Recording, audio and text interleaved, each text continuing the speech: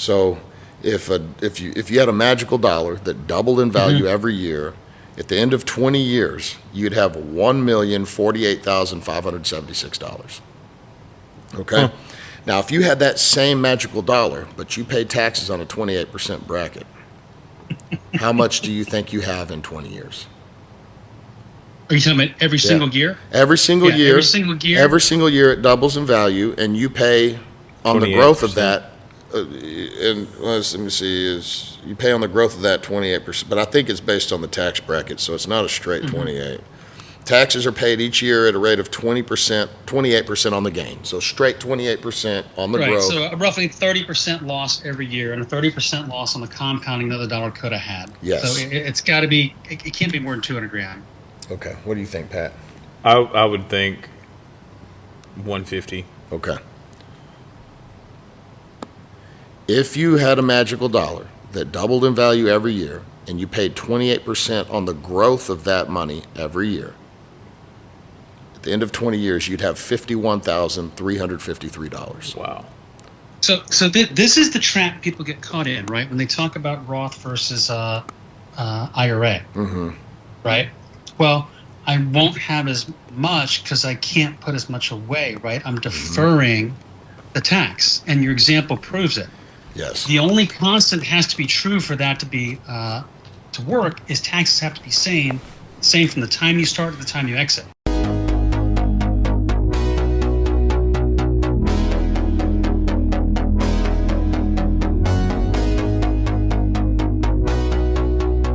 All right, welcome back to another episode of Two Dudes, One God Pod. Today, Pat and I have a buddy of mine and a colleague of mine, Brandon Green, and this guy does a lot of things to help people out, and he's certainly helped me in business and in life. And we were talking a couple weeks ago, and he brought up the parable of the talents, and I was like, maybe we should bring you on the podcast, because you just don't know when you're working with people.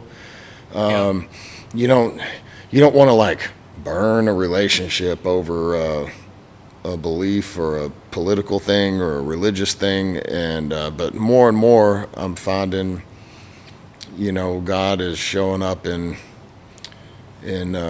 work too. There's really not a spot of my life that I haven't at least made an effort to turn over to God at this point. And so anyway, that's enough for me. And Brandon, I think you said you had a story to share, so we're here for it.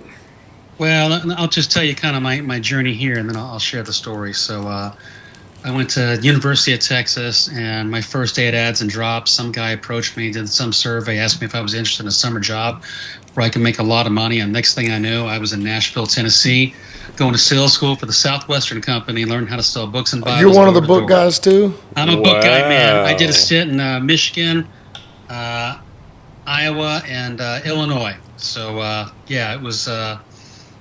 I learned a lot. I don't ever want to do it again. And I tell you what, nothing brings you closer to God than not knowing where your next meal is going to come from. And when the company taught you to send all your money back in to pay for the books you bought to sell wholesale that you could now sell retail, you get very creative. So man, those book guys. But it taught me a ton. Those are if you don't know, the Southwestern Company has a bunch of companies, and Southwestern Consulting does business coaching. They do a bunch of things. And it is Navy SEAL school for salespeople. I mean, it is like, it's buds for sure. It's Hell Week, right? I mean, it's 13 Hell Weeks. It's so everybody I know that's gone through this organization is a top notch, high level sales guy. So and in the when I say salespeople, I don't put them in a negative box like everybody else does, because I don't believe that sales is the process of getting somebody to buy something that they don't want or need. Yeah. I believe that the true sales, honest sales, is helping people make a decision that they know they want to make and they need to make, but guiding them through the process. Because not everybody understands life insurance or how financing for a car works or whatever it is, right? Like, we need professionals to help us with stuff like that. I learned from sales coach Sid Walker, which in this business, everything's borrowed, right? There's very little that's original. Yeah. And he taught me that our job is to educate people so they can make decisions that feel intuitively right to them. And that's really how I view this business, right? We just got to educate them on the rules of the game because the industry has the game stacked against them. Like they speak a completely different language. And so anyway, after selling books, I graduated from UT. I went to work for a Southwestern-owned company called Tom James, the custom clothing people. You worked for Tom James too? I worked for Tom. I was a glutton for punishment. Then I went into IT, and I sold load balancers. Ended up running sales for North America for a hardware manufacturer, and then I got laid off 2 or 3 times in the .com era. And said, man, I got to find something more stable. So somehow I ended up selling cancer insurance door to door, residential doors, like door to door, store to store, till you can't go no more. Knock, knock, for knock. another Southwestern company, Family Heritage. Okay. And then somehow I ended up in the life insurance and the investment business, and went independent about 9 years ago. So here I am. I got a big family, and I think God just knew me well. I used to pray to him to send women to surround me, beautiful women, and I guess he heard me. I just didn't maybe think about how I pray. So I got 4 lovely girls, and so I went to the urologist one time, and I said, hey, look, my wife and I have a bunch of kids. We're going to want to have a vasectomy at some point. And he said, whoa. No. I don't like reversals. You come tell me, and then I'll give you 6 months. You come back and tell me if you're ready. I said, okay. So fast forward a few years, and I go to him and say, hey, I'm ready for that vasectomy. And he says, hey, you know my rule? I said, yeah. He's like, how many kids you got? I said, I got 4 girls. He says, what are you doing tomorrow? What's your rule, man? He's like, no, you had 2.1 kids last time I talked to you. Like, for real, what are you doing tomorrow? And within 3 days, I was in there. That's awesome. So here I am. That's awesome. What about that's a good fast forward Reader's Digest of kind of who you are and how you got here. But when have you always believed in God, or is that something that was a struggle or a battle for you? Oh, well, I didn't like going to church, but my mom beat it into me, right? I grew up in the Southern Baptist Church, sinners in the hands of an angry God. And my grandfather was a Baptist deacon, and I used to remember going to church, pulling at my collar and all that. And it's crazy. Sometimes the things you think are the most challenging end up being the most formative, right? Right. And I think about several experiences in my life where I look back, and that like intentional grounding by my mother just really helped me hold fast in very tough situations. My father was, I guess, the closest thing you call it's not Mennonite. They don't actually have a name. It's a Christian faith, but there's no name. And so they meet in homes, and they're very much part of the gospel. They're Christians, but for some reason there's no name. I never did quite follow up on that. But every now and then he'd break out a scripture because they were very, very religious in his household. But I think he just rebelled against it and kind of only left with the basic underpinnings or foundation. But between him and my mom's insistence, here I am, right? Got it. And obviously something worked because, you became a Bible salesman, right? Yeah, right. We sold more educational books and reading primers, but we had in our division, we had 2 things. We had a Nave's Topical Bible. It's called a Layman's Topical Bible. I can't remember. And then we had this 19-volume set called the Layman's Bible Encyclopedia. Ooh. And it literally, it was fantastic. So it was meant to be a primer for school children. And at the end of every chapter, there were questions that the parents could go over with the kids. And it was also, it would quote the scripture, and then it would use pictures of the actual Holy Land and things to reinforce the message. And one of the ones I always remembered in my presentation that I got just super familiar with was actually seeing a picture of the eye of the needle. And it really brought things home. Wow, this was actually a real thing. This wasn't just like some, story. It really existed. Yeah. So are you talking about the eye of the needle, like at the gates of Jerusalem whenever you came into? Exactly. I guess everybody had the eye of the needle in their castles, but Jesus chose to use that one obviously in Jerusalem. Right. So where did that kind of like propel you into it? I mean, how long were you involved with that kind of stuff? I mean, as far as like just the books with the Bible books and all that kind of stuff. 3 years. Mm-hmm. Okay. Yeah, and again, it was predominantly educational books, but there was a completely different division that was nothing but biblically based. In fact, Southwestern published the pocket Bibles that the Confederate soldiers took into battle. Wow. I mean, they've been around since the 1800s, and that program that I was in started in, I think, 1855 or 1868. There was 2 dates we had to memorize, but it was one of those two. Well... and it's crazy. I still I remember a headhunter when I wanted to change industries and get into tech. He said, "You need to take that Bible thing off your resume." And I said, "I'm not doing it." And he said, "It's a waste." And it wasn't a slam on Christianity. This was a college job. It's not important. But I knew, just going to networking events, meeting people, that somehow, some way, I was going to meet someone who's going to pick up that and go, "Hey, man, I did that. Yeah. My brother did that." Right? It's interesting when you meet someone that has so much in common with you, like you have almost a common experience or lexicon. You have this instant affinity. In fact, I saw a Navy SEAL speak the other day, David Rutherford, and I remember 2 things. He talked about pain is a shared experience, and it bonds people. That's why BUDS is so important. And he showed us a picture of these guys, back to back in the surf, just getting hammered. And he said, "You see, this guy here has had this grimace on his face, and these 3 guys are smiling." He said, he's like, "Why do you think that is?" And I just blurted it out. They've accepted it. Yeah, they've accepted the suck, so to speak. Well, it's interesting that you brought up shared experience, because we've been pretty keyed in on that. The men's ministry where Pat and I go to church has got a thing we run twice a year, and the next one's coming up here in April. It's called Freedom Weekend, and the women's program kind of mirrors it and has a lock-in that they do twice a year. And it's just interesting. People will come to church for a year, 6 months, 2 years, and then they go to one of those events and they get that shared experience of going through the same thing that everybody else does, and it's like a point of entry for a community here. You can't get that out of a sales conference. That's why I always think it's funny, because they always want to bring a guy like a SEAL team guy or somebody, some high level operator in to go, "This is what you got to do." I mean, I've read all the books. I've read, You Can't Hurt Me. I've read, I read all that stuff. Well, David Goggins. I mean, look, these guys are great, but like, we've got a bunch of couch quarterbacks sitting around over here, fat sales guys. They're like, "Yeah, I'm hardcore." You're not. David Goggins just wake up in the middle of the night and start running for no reason. Run 30, 40 miles. Right. I don't have that level of drive. I don't think. Yeah.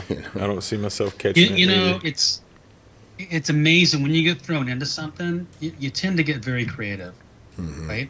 You're going to make it or you're not, right? And a lot of times we have to draw on our faith, and sometimes not having a choice creates action. And I mean, my first real entry when I left the cancer insurance business, I talked my way into a sales organization that should never have hired me. I didn't have a securities license. It was required. There was no sales training. And they literally told me, "We only hire people from the industry. We don't train." And I had a good network. Somehow I got my way in there, and then I realized about 2 months in, man, I have no idea what I'm doing, and I can't go tell them because they don't do training. What am I going to do? And there's an organization called the $1 Million Roundtable. Yeah, it's been around since the 1920s, and so I called them and I asked for the book department.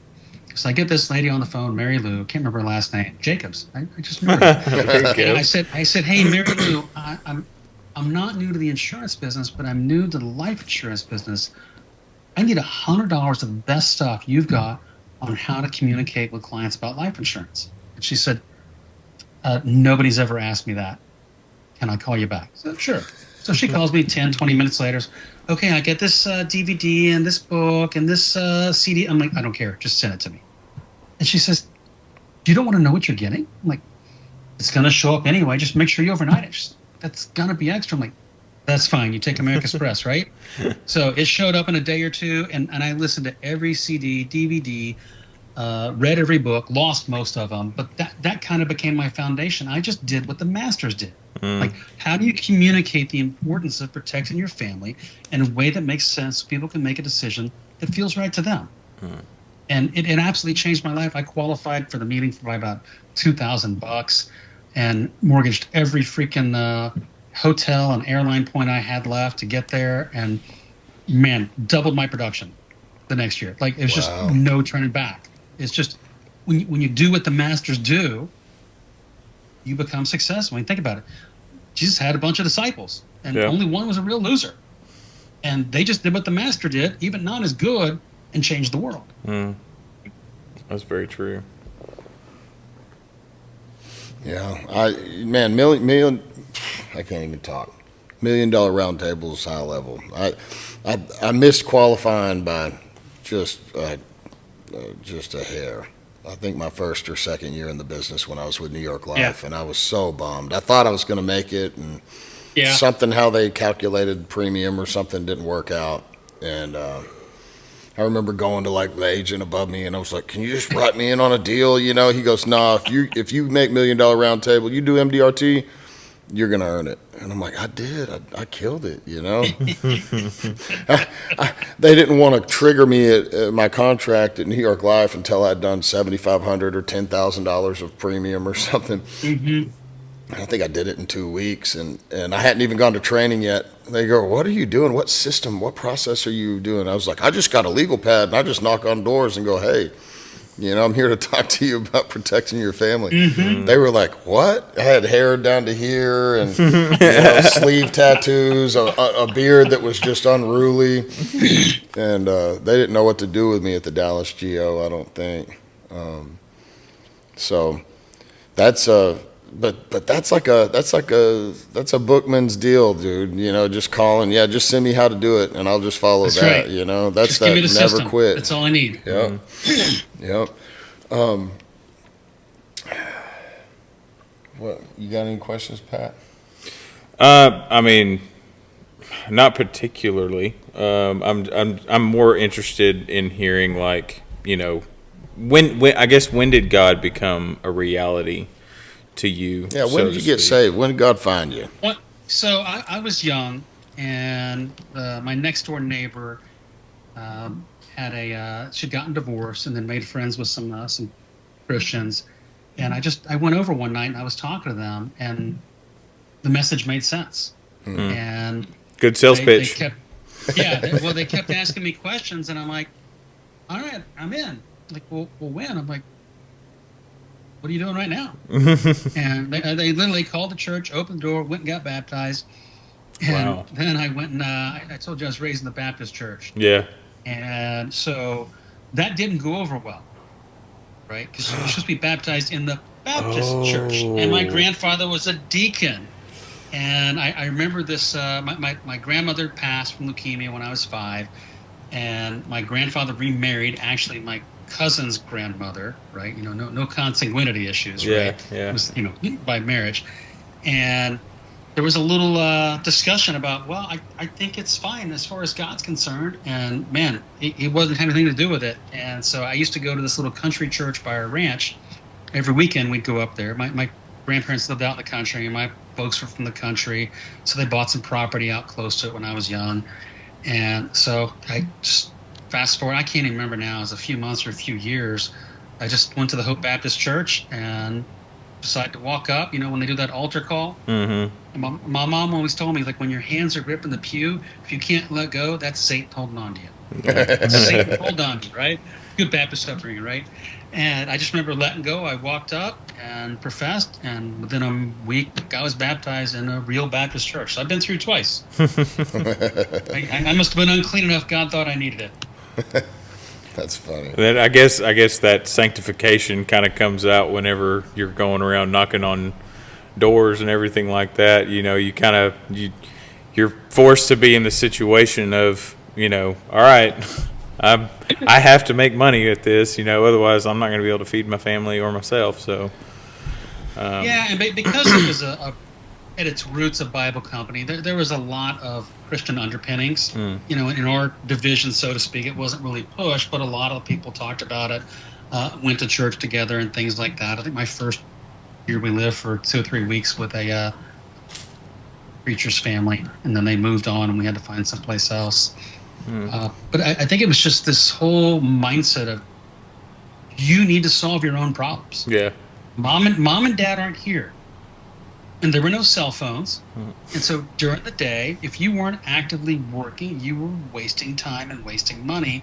And more importantly, you weren't reaching people that you might be able to help.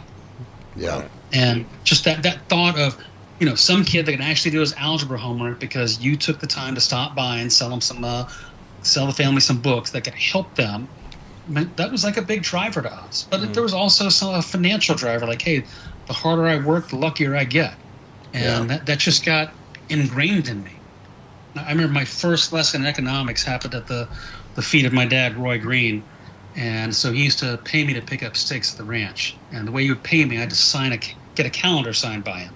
And it was my job to keep track of them. If I lost them, I didn't get paid. And so I kept these books for like 3 or 4 years. And then he totaled up. That was my down payment for a car. Wow. And so one day I'm working with my buddy who lived down the road, a mile down the road. I think his mom went to high school with my dad or mom, whatever. And so we're working on the ranch, and I tell my friend, man, this sucks. This is so hot. This is horrible work for $20 a day. And he's like, no, your dad pays 25. I'm like, no, he pays 20. No, he pays me 25. Well, when I finally got to the bottom of it, I'm like, he's right, man. I couldn't wait to get dinner fast enough to dinner. And so that night we're eating dinner, and I can't wait. I'm like, Dad, I was working on the ranch with my friend today. He's like, that's what you call it? I'm like, yeah, I was working with my friend. He's like, okay. I said, hey, he said that you pay him $25 a day. He said, I do. But you pay me $20 a day. He said, I do. He said, he's like, son, I sense you're driving at a point. Why don't you make it? I said, you pay him more than me. He's like, that's not the question. I said, why do you pay him more than me? He's like, that's the question. Because he picks up more sticks. Yeah. That's a good reason for it. Yeah, a little kind of Puritan work ethic message, right? Like, you're there. The time's going to pass anyway. Why not work? Yeah. Wow. And that's when I first thought, man, I can actually get paid what I'm worth. Like, it was this small little seed that didn't really germinate till I got to Southwestern. Gotcha. Well, you know, when I talked to you and scheduled you on this deal, we rescheduled you a few times. Sorry about that. That's all good. It is rodeo season down here, you know. Yeah, it is. Oh, yeah. Just finished up, didn't it? Just finished, yeah. You know, I told you that I've encountered people that want to argue about, is life insurance biblical, or, you know, what does God think about life insurance? And, you know, like I said earlier, you brought up the parable of the talents, and you know, I think that I'm probably not as good at quoting stuff as Pat over here, but, you know, there's something somewhere that's like, you know, your responsibility for your family doesn't end when you die. But even broader than that, I wanted to touch on some things before we get into it, but just basic financial things. This is a pretty big departure probably for our little podcast to talk about money. We literally Sunday morning heard a sermon about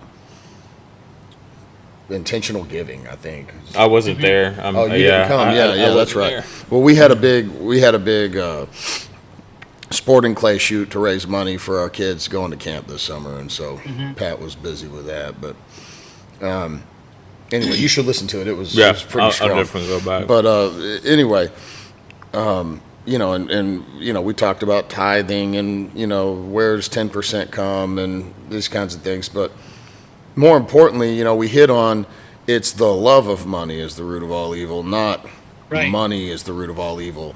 And so I think some people either chase money and making money, or they're afraid of making money. You know, I mean, I've encountered in my own life fear of success, fear of money, fear, because the year I made the most money I'd ever made in my life and almost hit MDRT, I lost everything. I lost my rental property, I lost my house, I got divorced, my dog died. You know, and somehow in my mind, it's just that having all that money in the bank was like, I guess I wasn't spiritually mature enough to handle it, or I don't know what it was, but what is... How do you think Job felt? Right. Yeah, 100%. Well, I don't really know, because the Bible says that then Job didn't remember it. You know what I mean? Like, he lost everything and got it back, and he didn't remember it. So I'm like, I'm good with that. During it, he wasn't really happy. Yeah, I bet. Definitely. Well, he was still faithful, you know? I mean, it's... Right?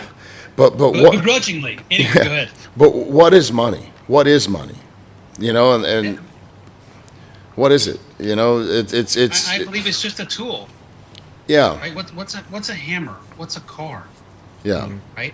Money is simply a tool that allows us to provide for our family, right, or to support the endeavors that we choose to work with. Well, so I guess when we were a more agrarian economy, there was a lot of bartering, right? And so you might go to your neighbor and go, I have chickens, you have a cow, we need milk, you need eggs, you know? And so money didn't change hands, but I think money is the promise of future goods or services, right? Like, generally speaking, it's like, I'm going to give you this money, and right? But cash money is debt.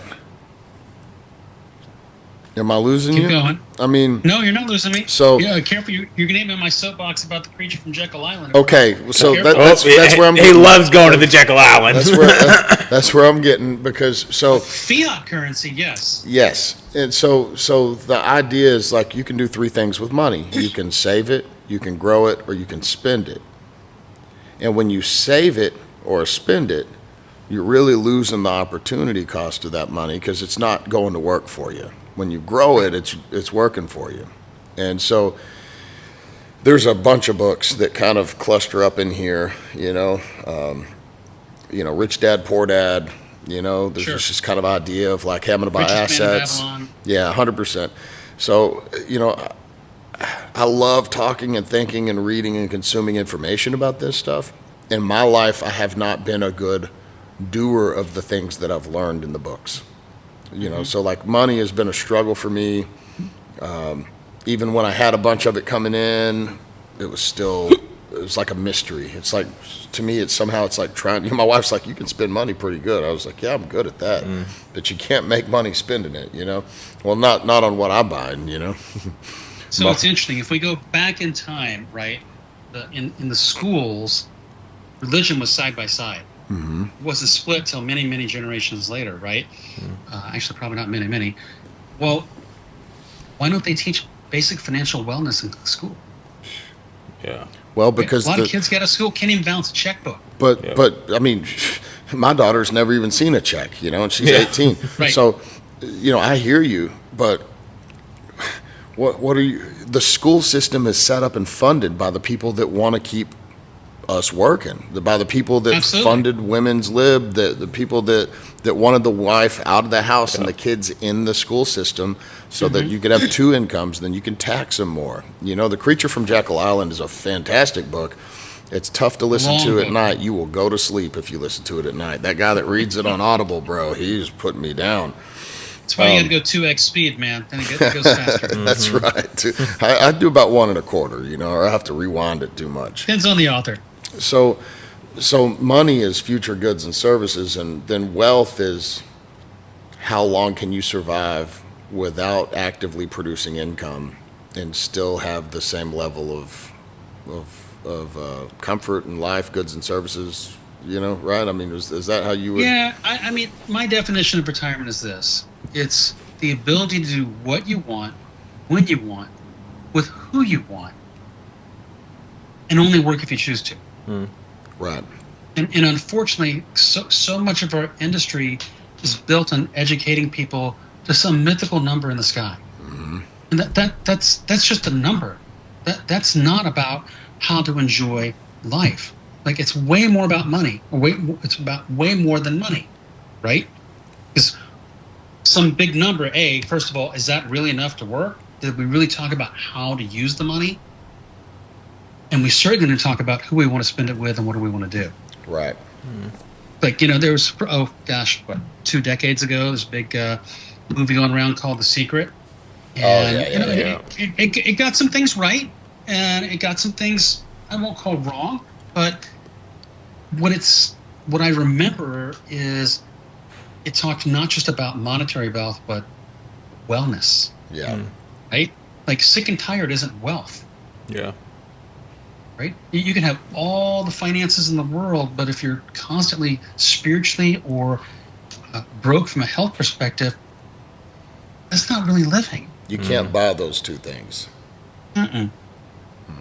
That gets us way back to kind of the biblical perspective of a foundation built on sand, right? Yeah. The problem is everything matters because everything affects everything, and yet when I encounter most people, they're like the kitchen junk drawer. Their whole financial lives, spiritual lives, they're all mixed up. As old Zig Ziglar used to say, their minds are like concrete, all mixed up and permanently set. Yep. And nothing is working together and flying in the same direction. I mean, I would challenge any super successful person. When was the last time they had all their advisors in the same room? Probably been a long time. They probably wouldn't. A successful person. They probably wouldn't even agree with each other. Yeah. And you know what? That's what I view my job as. I'm the quarterback. Yeah. Look, I'm not licensed to do everything, right? I can't draft wills. I don't do taxes. But we know enough about all the different things we touch financially to help people get to the right place. I mean, I personally think having a will is a very important thing. And if you're of the station where you should have a trust, which I think most people should, also I preach to my clients all the time, when your kids turn 18, you've got to get a healthcare power of attorney. And unfortunately, I lived it. So my daughter was in college and started seeing spots. They rushed her to the hospital. I was out of town. My wife called in and said, "Oh my gosh, my daughter's there. What's going on?" Guess what they said? "Sorry, can't tell you. She's 18. So she called me freaking out. We practice what we preach. I was out of town. I keep those files in a Dropbox so they won't take an email. I e-faxed that form to them. 5 minutes later, she calls. They said, "What would you like to know?" Wow. See, the problem is life doesn't work the way we want it to. It works the way it works. Yeah. And it's the same with the law. It's the same with money, right? There are guiding principles that are as immutable the law as gravity. And sometimes there's a way to bend things, right? If you have a jetpack, gravity doesn't apply as much till you run out of fuel. And so there's things we can do in retirement that we can bend the curve, right? We can create more income in retirement instead of using the standard system we've all been taught. The key is you just have to understand how everything affects everything. There are natural and spiritual truths in the world, and your ignorance or knowledge of them has no bearing on the reality that they are. And so, I mean, I think I've encountered that in my walk with God too. You know, it's like I went through a period where I thought that maybe, maybe my thinking or my worldview that, God would be good with it, and so now I'm at a place where I'm like, okay, that didn't work out super great. But when I remember go ahead, I'm sorry. No, yeah, go ahead. I remember a dark time in my life, and I grabbed a page from my mom's book because my dad's Christian commitment was not like hers. And she pulled a quote from the Bible. She's like, "I don't know if this is right, but I just always thought, be either hot or cold. Be not lukewarm. I will spit you out of my mouth." And she said, "I just feel like I went kind of dormant for a while." And I've kind of thought that in times where, am I just being kind of Melba toast? Because better to be on the shelf or be in the fire. I don't really know if that's what it really means if you go back to the scripture and look at it, but I've just always remembered that scripture. The other one I remember is from my dad's funeral. And the pastor said, "Rejoice in times of sorrow, for they bring you closer to God." And anytime I hit one of those, I'm like, "God, am I not close enough yet? I don't want any more sorrow. I don't want to keep getting closer." Yeah. I mean, we I don't talk about this a lot, but we lost a son to suicide. Wow. And it was brutal. It was just, it's such a tough thing to go through, no matter how you lose someone close to you. And it kind of brought me back to that core. And I thought, life's never going to be the same, but it doesn't mean it can't be good. Yeah. And I've got a responsibility to lead my household out of the darkness and be a human shield to the people in my nuclear family that need it. Yeah. It was so challenging, unbelievably challenging. And, it was I never talked about this. I was pulled by the wrong side. Yeah. To lay in anger. Mm-hmm. And it was hard, so hard to break out. And so hard to be the shield that my family needed so much. I just don't think I'd have made it. I know I wouldn't have made it through without him. Yeah. Did you have like buddies or brothers or like, support system outside of your family, just other men that you talked with or? Yeah, we had very little family support growing up because I didn't have any brothers and sisters. And my wife didn't have a lot of family close by. And so it was hard to have people help us. So we always made the joke, we grew our own babysitter. So yeah. The oldest is almost 30 and the youngest is in high school, right? So there's a big age gap. Wow. Yeah. But I did have some men. Early in my life, I was in a men's group that was really, really helpful. And then when I was going through that dark night of the soul, there were those men that I was able to fellowship with that really helped draw me through it. Yeah. I think that a lot of people, or a lot of Christians specifically, but also people get lukewarm in general. Like in today's society, like it's almost built to where a state of lethargy is the default. And then whenever you get pressed, you figure out how lethargic you really are. And I think that comes in a Christian's life also.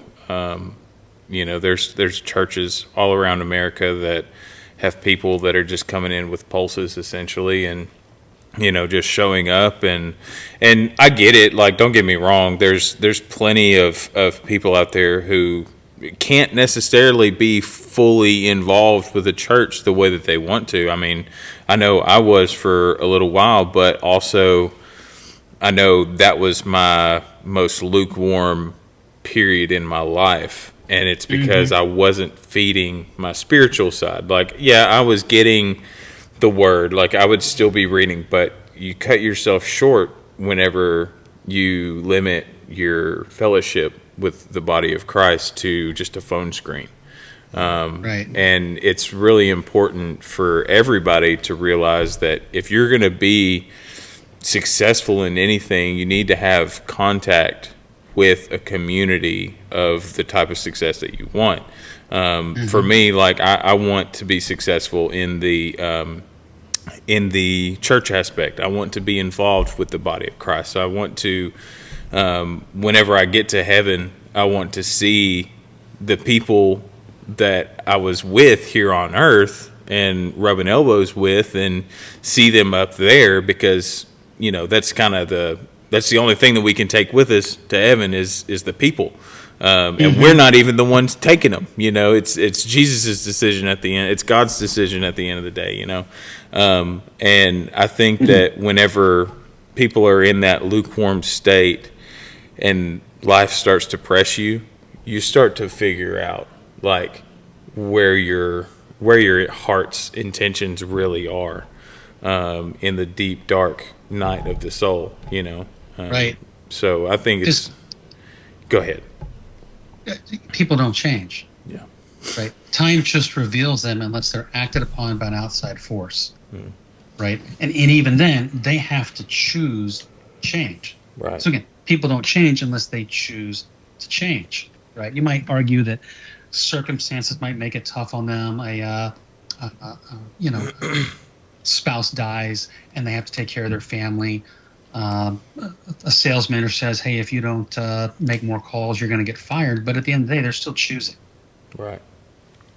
Right. And sometimes that choice is only underpinned by something like the Holy Spirit. Absolutely. Yeah. I mean, God. But we got to be open. Right. Yeah. Yeah. I mean, and we have to be looking for that also. Yeah, 100%. Well, God's in the outcome business, Yeah.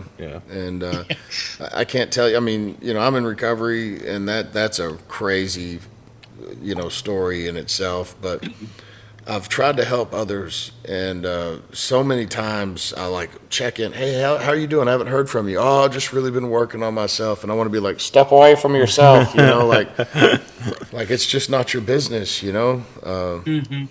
Yeah, you gotta, if you need to dig a hole, you probably need to show up with a shovel willing to start, working. But you can bring a spoon.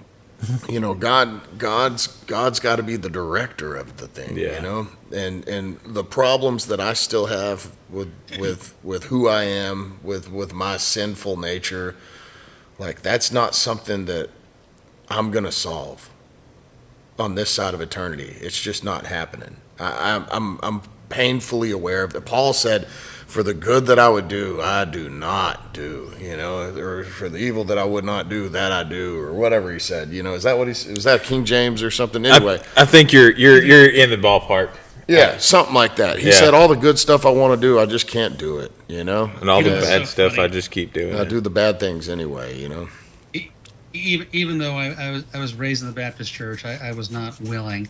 And I remember when I was selling books, I called on a lady that owned a Christian bookstore, and she wanted to buy the books, but she didn't want to pay for them, so I traded her.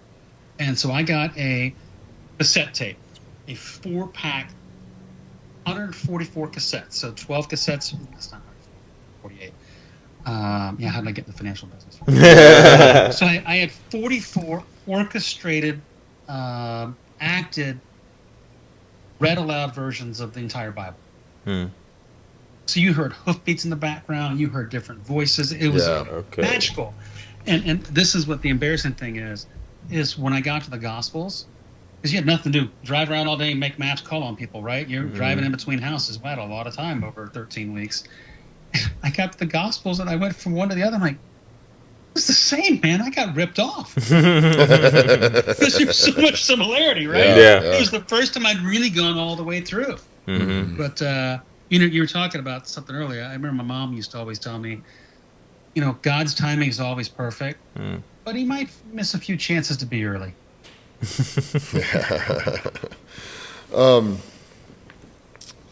I've got some questions written down. So when I worked with New York Life, we used this system, and I would ask people, hey, if you had a magical dollar bill that doubled in value every year, how much money would you have in 20 years? Have you heard this before? Go ahead, though. How much money do you think you'd have 20 years? Millions. The one I always did was the penny doubled every day for 30 days. I've heard that one. Yeah.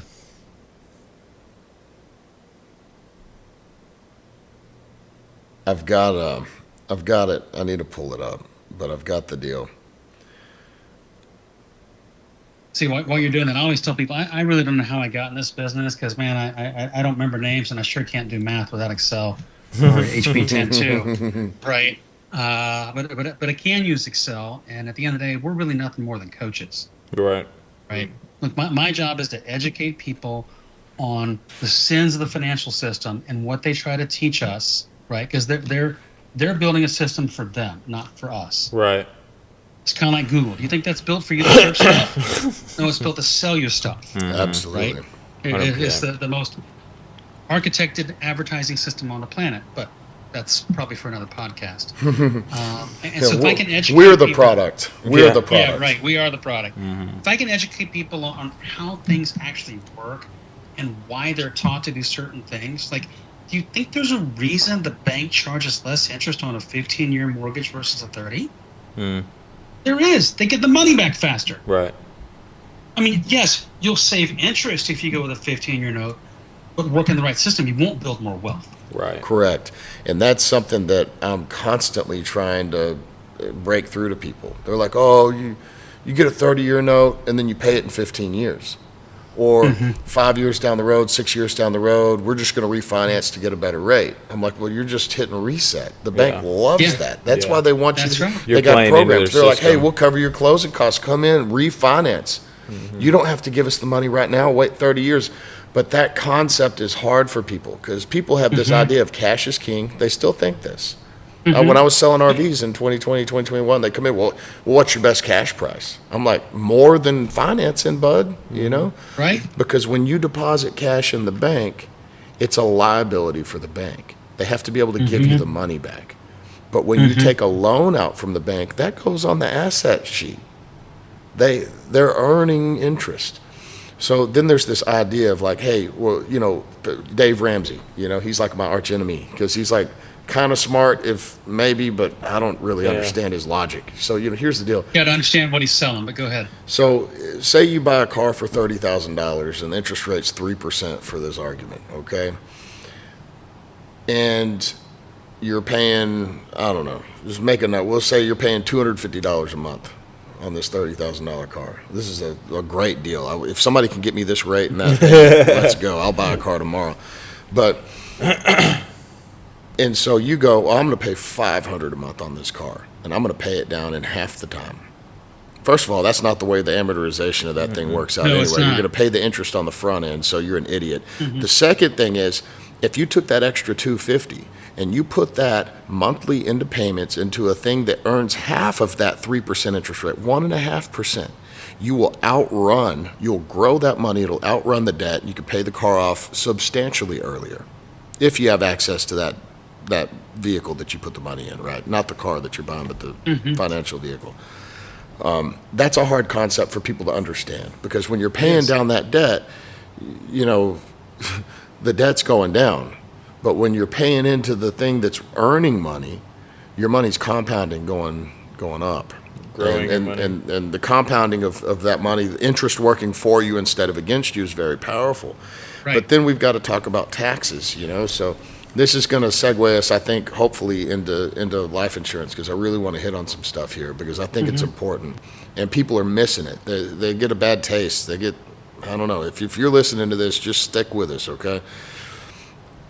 When we look at the action of taxes on accumulation of money over time, it's obscene. So I finally got my little thing loaded up. If I can figure out, I'm writing, let me get the right thing so I can scroll. Okay, look, so the value of $1. If $1 doubled every year, what would its value be in 20 years? You have a guess, Pat? 20,000. Okay, so like the first year it's $1, the second year it's $2, the third year it's $4, and then $8, and then $16 and $32, right? $256, $512. It's just like memory on a computer. Right. So 20 times that. Where were we at? Let's go 7,000. What about you, Brandon? What you got? God, it's like the penny example. I know. It's got to be in the hundreds of thousands, if not a million. Okay. So if you had a magical dollar that doubled in value every year, at the end of 20 years, you'd have $1,048,576. Okay? Now, if you had that same magical dollar, but you paid taxes on a 28% bracket, how much do you think you have in 20 years? Are you talking about every single year? Every single year. Every single year? Every single year it doubles in value, and you pay on the growth of that. And let me see, is you pay on the growth of that 28%, but I think it's based on the tax bracket, so it's not a straight 28. Taxes are paid each year at a rate of 20%, 28% on the gain. So straight 28% on the growth. So roughly 30% loss every year, and a 30% loss on the compounding that the dollar could have had. Yes. So it's got to be, it can't be more than 200 grand. Okay. What do you think, Pat? I would think 150. Okay. If you had a magical dollar that doubled in value every year and you paid 28% on the growth of that money every year, at the end of 20 years, you'd have $51,353. Wow. So this is the trap people get caught in, right? When they talk about Roth versus IRA, right? Well, I won't have as much because I can't put as much away, right? I'm deferring the tax, and your example proves it. Yes. The only constant has to be true for that to be to work is taxes have to be same from the time you start to the time you exit, right? Well, then if you have taxes to. Are constant all the way through. Yep. Then you're right. You would have more money, but you're going to pay all the tax back. Well, so then you got to ask this question: are taxes low or high right now? Well, let's look in history. Historically, what's the highest? Yeah. What's the highest taxes? 93% or something, right? 94% back in World War II. That was to pay for World War II. Or was it World War? No, it was World War One, wasn't it? I don't know. Let me look. 70 of World War I. You're right. 1943. Okay. They tax people so here's what's 94%. But that was on everything over $5 million. Oh. I mean, we're talking Rockefeller money. Sure. Right? Sure. It may have been higher. So what's interesting is you fast forward 2 or 3, 4 years, it's on nearly everything over $200,000. And this is when Ronald Reagan becomes a conservative. So he's making roughly $100,000 a movie. He makes the third movie, and he gives $92,000 back to the government, plus the state of California. So fast forward, he gets elected, and the tax code changes. We have the lowest tax rate since 13s, 20s, and it's 28%. And they take in more money than ever. Why? Because people tend to follow one thing, not 2 or 3. And it's all about all the pieces working together. So what nobody talks about is the thresholds came down. So everybody making over $29,000 was paying 28% tax. There's a whole lot more $30,000 people than there are millionaires. So, so then you gotta answer the question though: are taxes going to go up? Probably. You tell me. I would argue that they are. Yep. Right. Look. That's an intensely personal thing. I mean, you either think they're going to go up or you think they're going to go down. But what I can tell you for sure is I know what they are right now. That's right. I know what they are right now. I don't know what they're going to be when I retire, and it's hard to put on those goggles and go, hey, we're 30 years, 20 years, 50 years in the future, and now I'm not working anymore. So do you want to make a decision based on what you do know or what you think or hope, you know? I would argue that where your money sits is almost more important than what it earns, because it's not how much you save, it's how much you can spend net of tax. Yes. And we don't know what the taxes are going to be. And on top of that, look, last I checked, the government was pretty good at doing nothing. Yeah. And if they do nothing at the end of the year, taxes go back to the way they were. They got a pretty good shot if they can, bang the pots and pans and maybe get something done. If they don't, is it the end of the world? It won't be fun. But even if it goes back to where it was, it's not enough to offset what's coming down the pipe in terms of liabilities that the government has written checks for that we can't cash. Well, the government doesn't really solve problems and doesn't really create value. They leech off of their citizenry, and then they don't have to follow their own rules. But if you look at the IRS code, section 401k, not that we're going to have to talk about it, but they invented the problem of taxation, of an income tax. They introduced it to fund World War I. They said it's just for the war, and then it's going to go away. And then once they got a taste of that money, it never went away, and it's grown. And so they said, oh, well, here's the deal. Income tax was high, for several years. They said, well, we're gonna give you all an opportunity. Here's an olive branch. You can save this money into a financial vehicle, tax deferred this year, and we won't tax you until you retire. Well, there was the 70 and a half rule, right? And then that changed. That changed now. I have a buddy who just lost his dad, and his dad was already drawing from some of his retirement, and now I think he has to spend that money in 10 years. He does. Yeah, he can't just roll it and let it keep cooking until he's ready to take it out of the oven. He's got to liquidate. And so the question is, who's in control? Well, the government is, and they're sitting around going, hey, all these people are sitting around with all this money, it's growing, and you're going to owe tax on every dollar that went into that account in the year that you access it, not based on the taxes, what it used to be, but in the year that you access it, plus every dollar that grew and compounded out of that money. You're going to have to pay tax on that too. And so people don't understand when I'm talking to them and they're like, well, what's the return or what's the kind of interest rate on this deal? I'm like, man, it's like 5% year over year. They go, oh yeah, well, I've been making 15% in the market. Well, what's the taxable equivalent, Fred? What's your brother-in-law or your tax guy have to say about that? Nobody wants to have the conversation. 5% doesn't sound real sexy, but so if you've got to do 20 to get the same, or 25 to get that 5% return. So it's worse than that, right? So if we look at just from a math perspective, not discussing the investments or the market, from a math perspective, if you lose 10%, what do you need to get even? 20. 11. Oh. I was thinking 15, but it's okay. So if you lose 20, what do you need to get even? 25. 25. Okay. Flip the equation. Said differently, a 20% loss can wipe out a 25% gain. Right.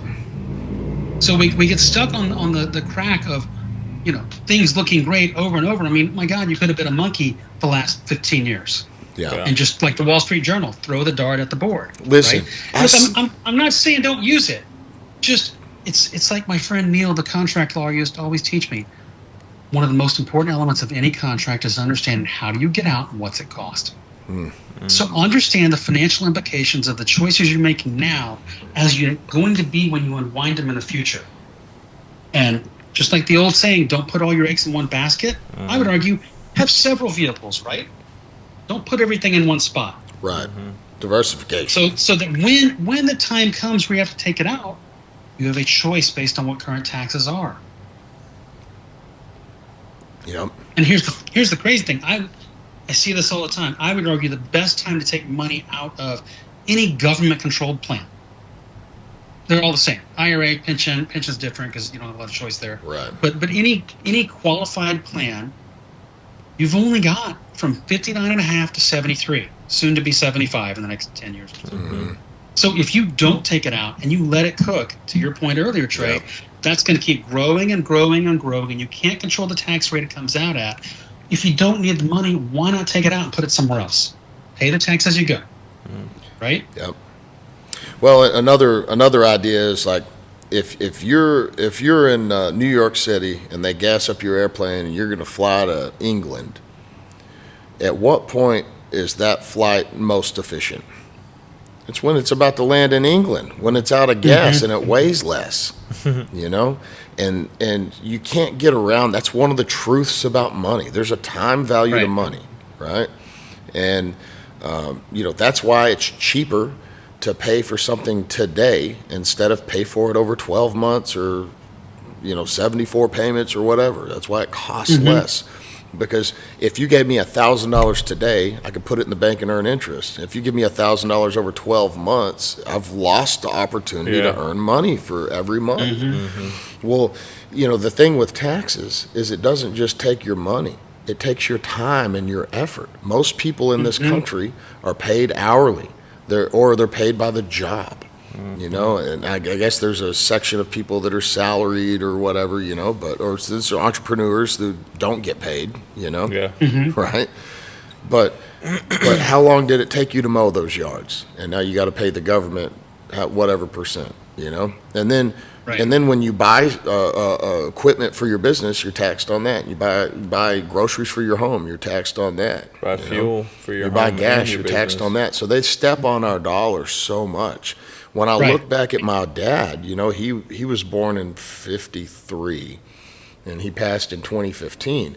And I look back at the financial achievements that he was a chartered life underwriter. He was a New England financial guy. He worked for New York Life for a bit too. I mean, his dad was high level, 663, he had 65. I don't know. He had a bunch of credit, but what, he saved up and bought an engagement ring and paid for a trip to Hawaii for my mom when they got married. And he did that himself, living, inside of his means and saving money. He was a genius at that.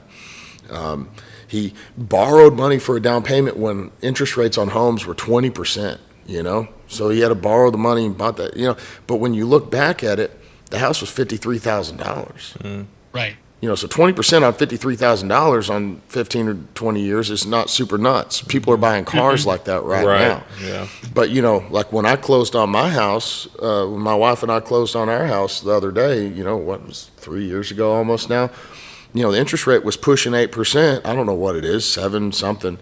And, it was what I thought was like a $90,000 house. It's $315,000. Like, what are we doing? So the numbers don't add up. And my dad used to tell me, hey, you're spending too much money. You got to, you need to save money. You need to grow money. You got to pay yourself first. That was one of his big deals. Your check hits the bank, you put your money in savings, retirement, and then you pay your bills. But the dollar was more valuable in 1972 when he got out of college. You know what I mean? We're not operating. It's not the same. It's not the same game. So it's interesting that the financial institutions, I think, have architected the perfect scenario.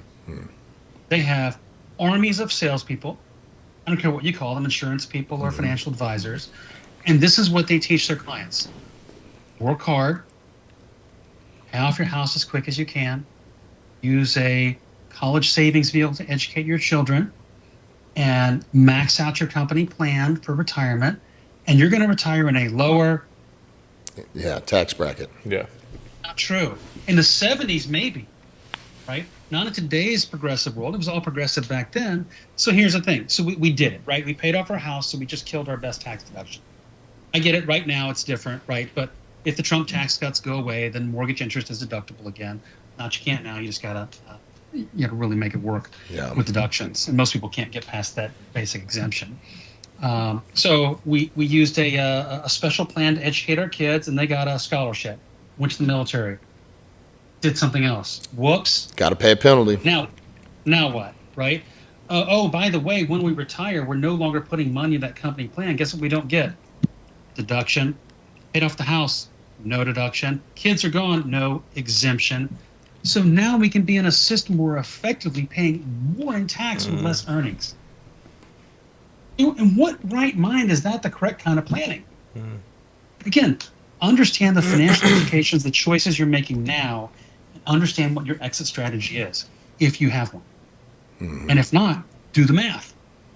Well, but how many people do you meet with that go, I don't really understand this, man. Like, I just want to be happy. I just want to be happy. I don't understand this. What do you think I should do? Or you try to explain it so that they understand it, and they either just go, well, I trust you, or I don't know, I've got to talk to my accountant, I've got to talk to my cousin, he knows a lot about this. There's always a third base guy, But how many people have I sat with?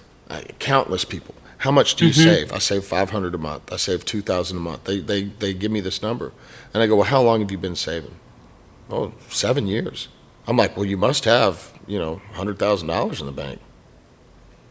Well, yeah, I've got 20. I'm like, what happened? Well, when I spend too much, it just moves it from my savings to my debit card. I'm like, wait a minute, this money that you're saving, you're just saving into a savings account?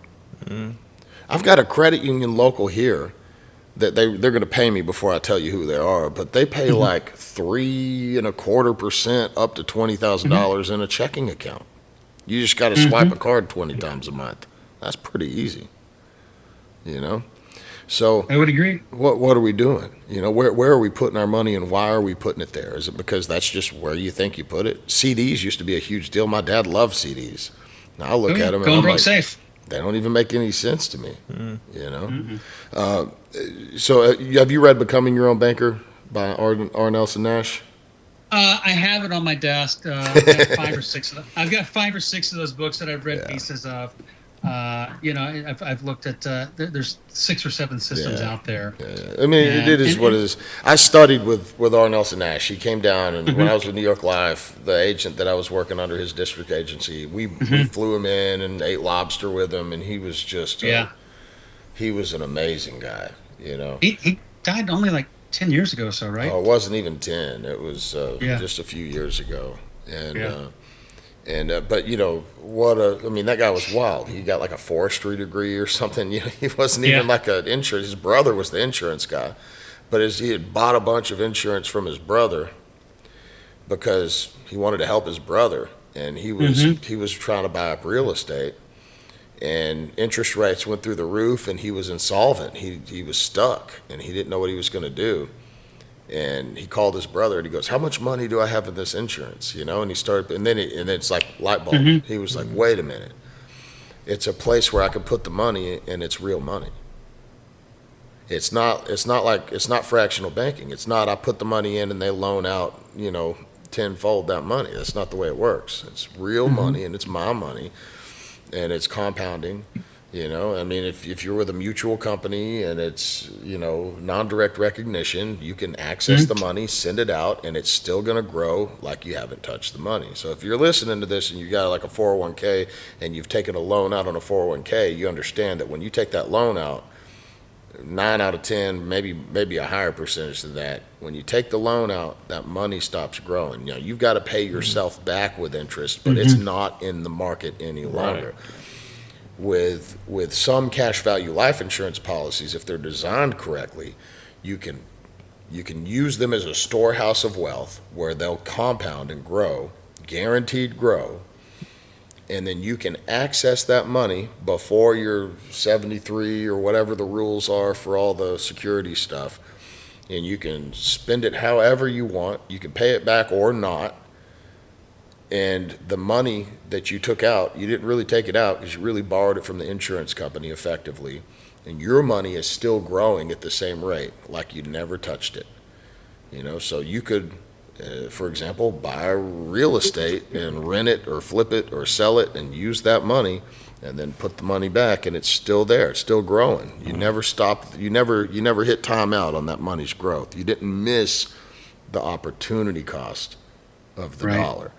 And that's super powerful because that's money growing in two places at the same time, but it's the same dollar. And that's I think where people get sideways is look, there's bad car deals, there's bad real estate deals, and there's improperly configured insurance contracts. Yes. Right. And I'm not going to say that an insurance contract is going to beat Wall Street if that's where you want to go, or is it going to beat real estate. I'm not asking that. Right? All I'm saying is if you want a place for safe money to grow, right? Would you rather to give it to any entity at all and say, hey, I'm going to give you my money and you can loan it out the same amount to 10 other people? Would you make that deal? I mean, because that's what your bank does. If you give it to an insurance company, they can loan it out one time for 90%. Yeah. Some reserving requirements are that strict. Yeah. So if you've got an intelligently designed contract, and that's what it is. It's a contract. It's not an investment. It's a contract. Right? Yeah. If it's built correctly, it's guaranteed to go up. The only question is how much and how fast. So if you can access the money pre-retirement, if you have a business need, or you're trying to get into a real estate deal and you need the money right away. I just did one today. A client said, how quick can I get it? I'm like, 4 or 5 days, maybe a week. Well, how do I pay it back? That's up to you. Well, I got to pay interest? Yes. Well, that sucks. Yeah, but they're still going to credit you. Almost like you didn't take the loan, depending on the carrier. It's like if it's designed well and the carrier's good, it could be arbitrage, maybe even better than that. So then what that sounds like to me is safe money growing intelligently, accessible if you need it for emergencies or opportunities, and if you know that part of your safe is going to go up no matter what, then couldn't you feel comfortable being a little more opportunistic? Some of the rest of what you're saving? Yeah. Because you knew when things went sideways, you had a non-correlated asset, something that was absolutely guaranteed to be there, if not more. Well, and the flip side of that is, say you've done this for a while, and 2008, 2009 happens again, and you had $1 million in your retirement, and now you've got $500,000 in your retirement, and you need the money to live because you've been retired for 5 years. You don't have a job, and you don't want to go stand up at Walmart and go, "Do you need a buggy?" Like you're in trouble. Well, now you have another pool of money that you can pull from without penalty, that you can take monthly draws from and let the money keep growing for you. And you can ride out those couple of years where the market's down. And then all of a sudden your $1 million is back. Now, because the market goes back up. Now, if you don't have another pool of money to draw from, Now you've got to take money out of this $500,000 retirement that you have that used to be $1 million. And then when the market goes back up, it doesn't go back to $1 million. You've taken money out when it's down. You've realized a loss. It's a real loss when you take it out. I can't stand those people that watch the market every day, call, hey, my money went up, my money went down. I'm like, good job, congratulations, thanks for checking on it. They're like, well, what are you doing about this, I said, I'm done, I'm out, I said, I'm a life insurance guy. I don't ever really want to get another securities license. I'm out. Here's the problem. Money and math are not the same. Money and math are not the same. And the most dangerous time to retire is when things are sideways. And if you don't have a plan, someplace else to go when COVID hits and times are bad, whether it be emergency or opportunity, and look, it doesn't have to be insurance. It could be sitting in your mattress, right? It could be sitting in your bank, unless it's Silicon Valley Bank, and even that was made whole. That's probably another podcast, right? Yeah. So it's the utilization of all things together and understand how they work based on how you feel comfortable and what makes sense intuitively to you. But specifically non-emotionally. So people get very emotional about money, and they make knee-jerk, emotional, reactive decisions about their money. And look, no good decision. Well, very few good decisions are ever going to come from a knee-jerk reaction or an emotional outburst. They're just not. You have to logically think through this, And I would say that probably a majority of people, I would say that a simple majority of the Americans have their conversations about financial future. They have them with Barbara in HR. Well, what elections did you select, Barbara? Well, I've got this and that. I've got this and that, and I really like it.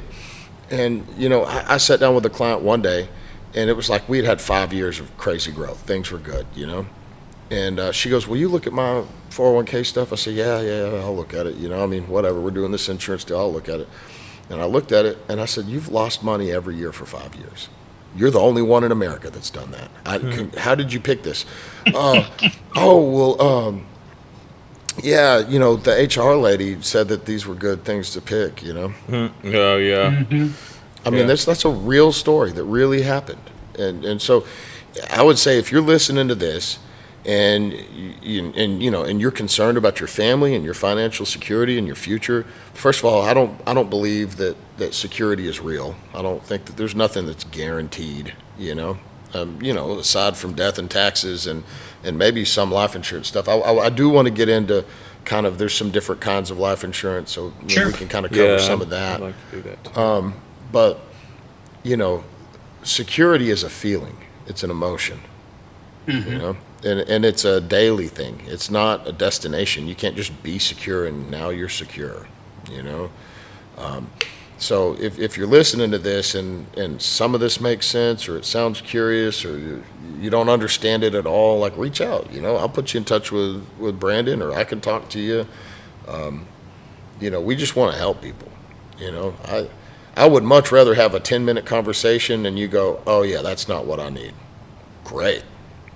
Or more importantly, I may be able to refer you to somebody. You got to get to somebody who's an expert. Yeah. Right? Look, you need a will. Don't do it yourself. It's the most important document you'll ever create. I'm not saying that some people aren't going to be served by going online and doing it or handwriting it. Please don't do that. We call that a holographic will. Yeah. But I can tell you this.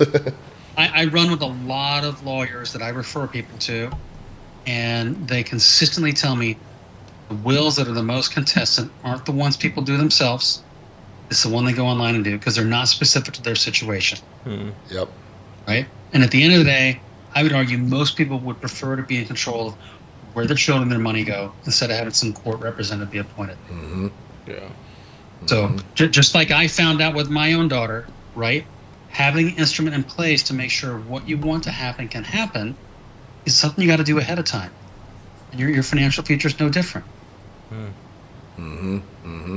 I wrote an article for Insurance Newsnet, and my buddy Matt Love taught me this. He said, you don't need a retirement plan to retire. You need money.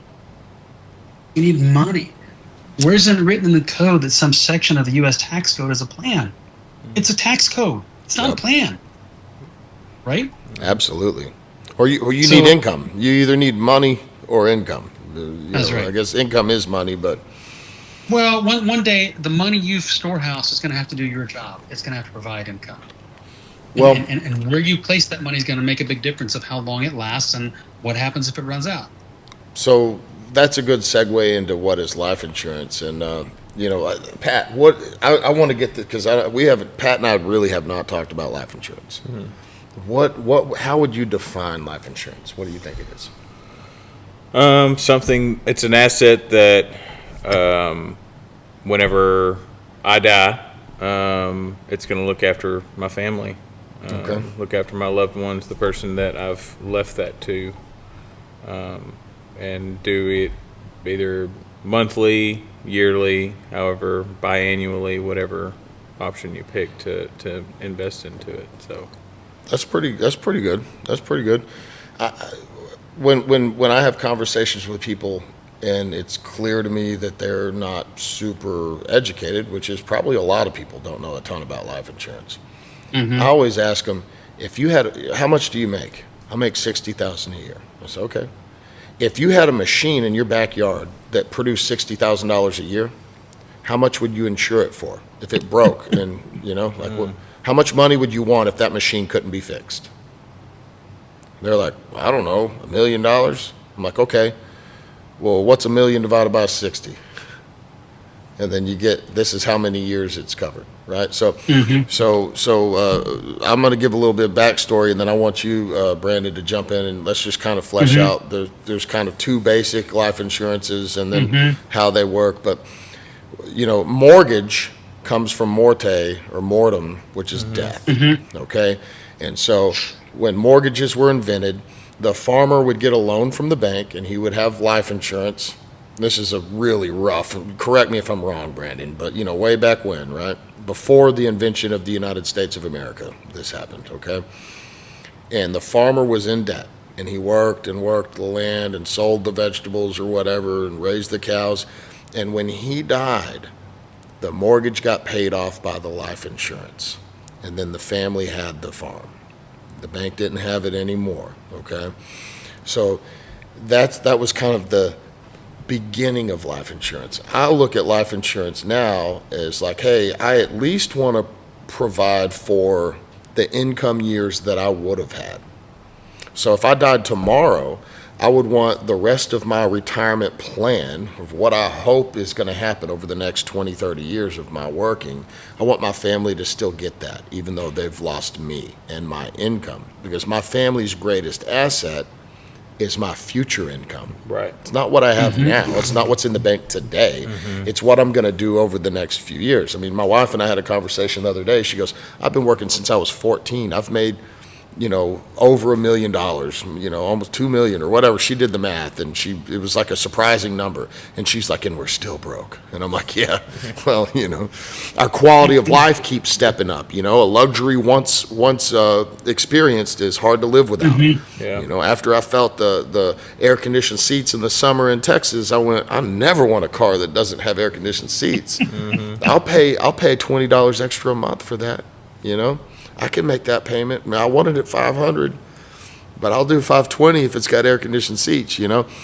So the idea now is like, hey, it's a self-fulfilling retirement plan for my family if I die early. But if I die late, I want my family to be blessed by that. I want them to have, I want them to continue to receive the income. So it's either income replacement when I'm young, or it's a blessing for my family. It's a legacy for my family in the future. And then the question is do you really care about your family? And this is a thing I got wrong early. I was telling people all the things money and all this stuff that insurance can do. And I'd get to the end of the presentation, 2 hours, I'm sweating through my suit. And they would go, I don't really understand it. And I would say, well, what would happen to your wife if you died tomorrow? Well, she cuts hair, she'd be all right.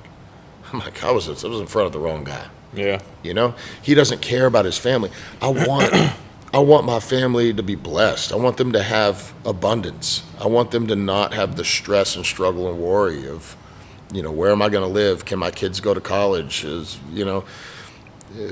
You follow, and so these are the things that I think about when I think about life insurance. I think about the parents that I've seen that have lost children, that had a policy that didn't want it, talk to the agent, and they felt uncomfortable. They're like, oh, I don't want to talk about my kids dying. They're not going to die, but they bought a policy.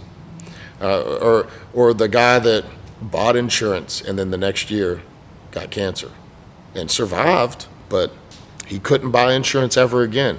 That's the insurance he's going to have. He'll make that payment every month because if he misses it, it's not coming back. That's right. And so I think about those things. We can't know when we're going to die. We don't know, and we can't know what the future holds for our health, disabilities, anything like that.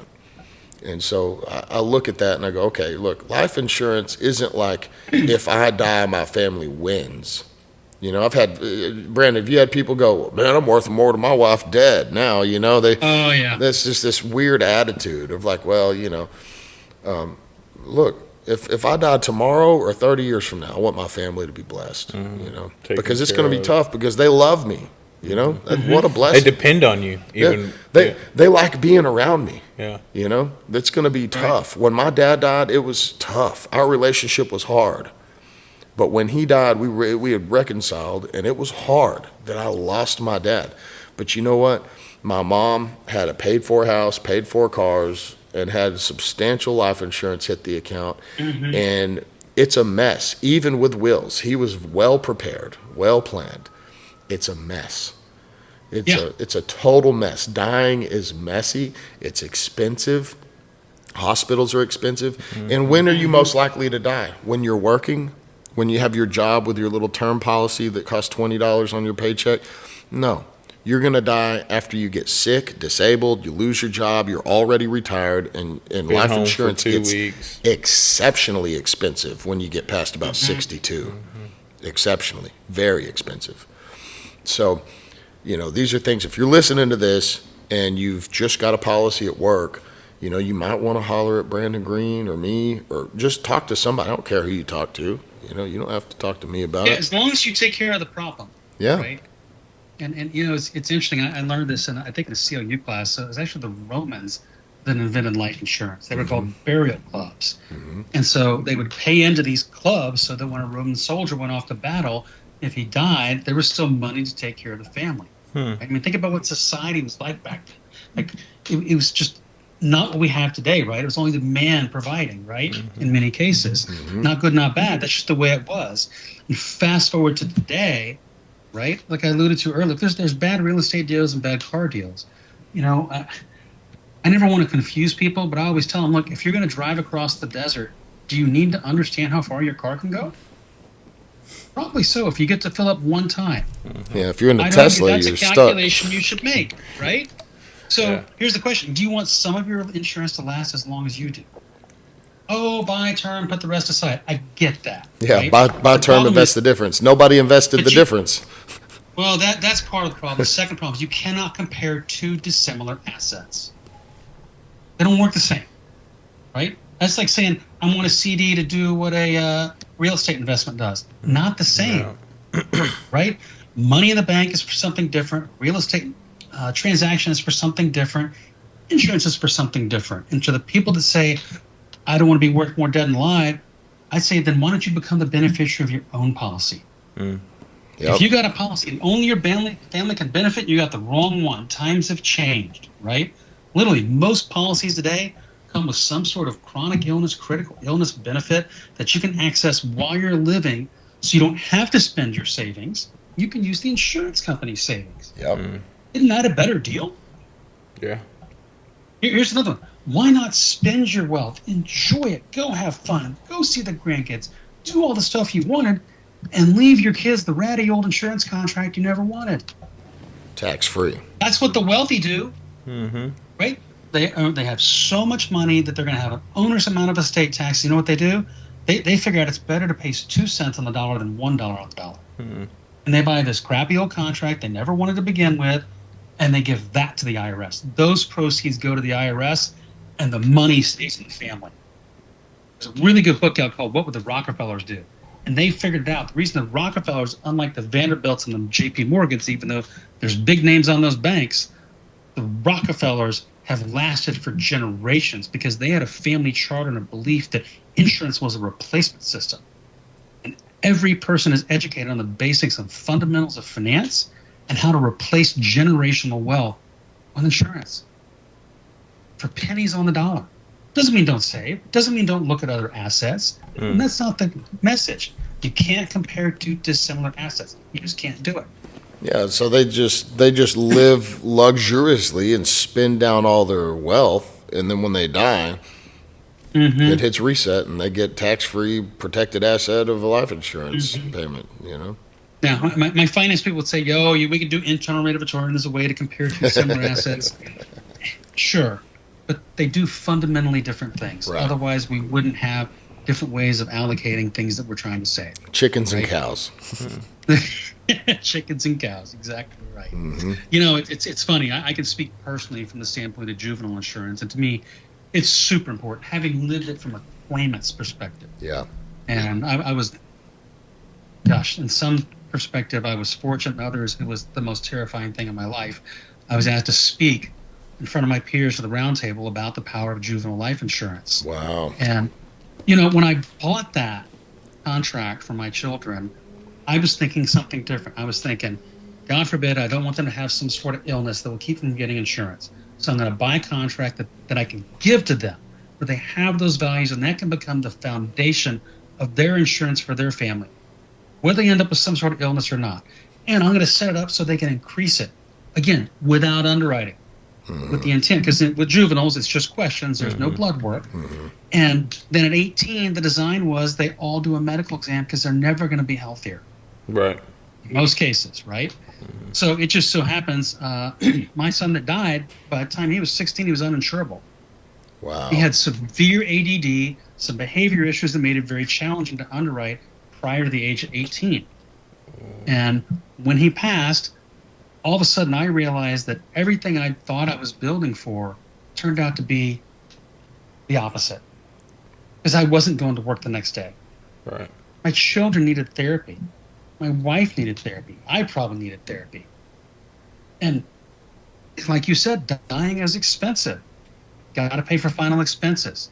You got to take care of other things that need to be taken care of around the house and still pay bills. And that money meant the option not to have pull from our savings, but it was permission to heal, right? It is the death benefit, as we call it. I don't know why we call it that, right? But I did experience that is the original living benefit. It allowed others to live, meaning us and my family.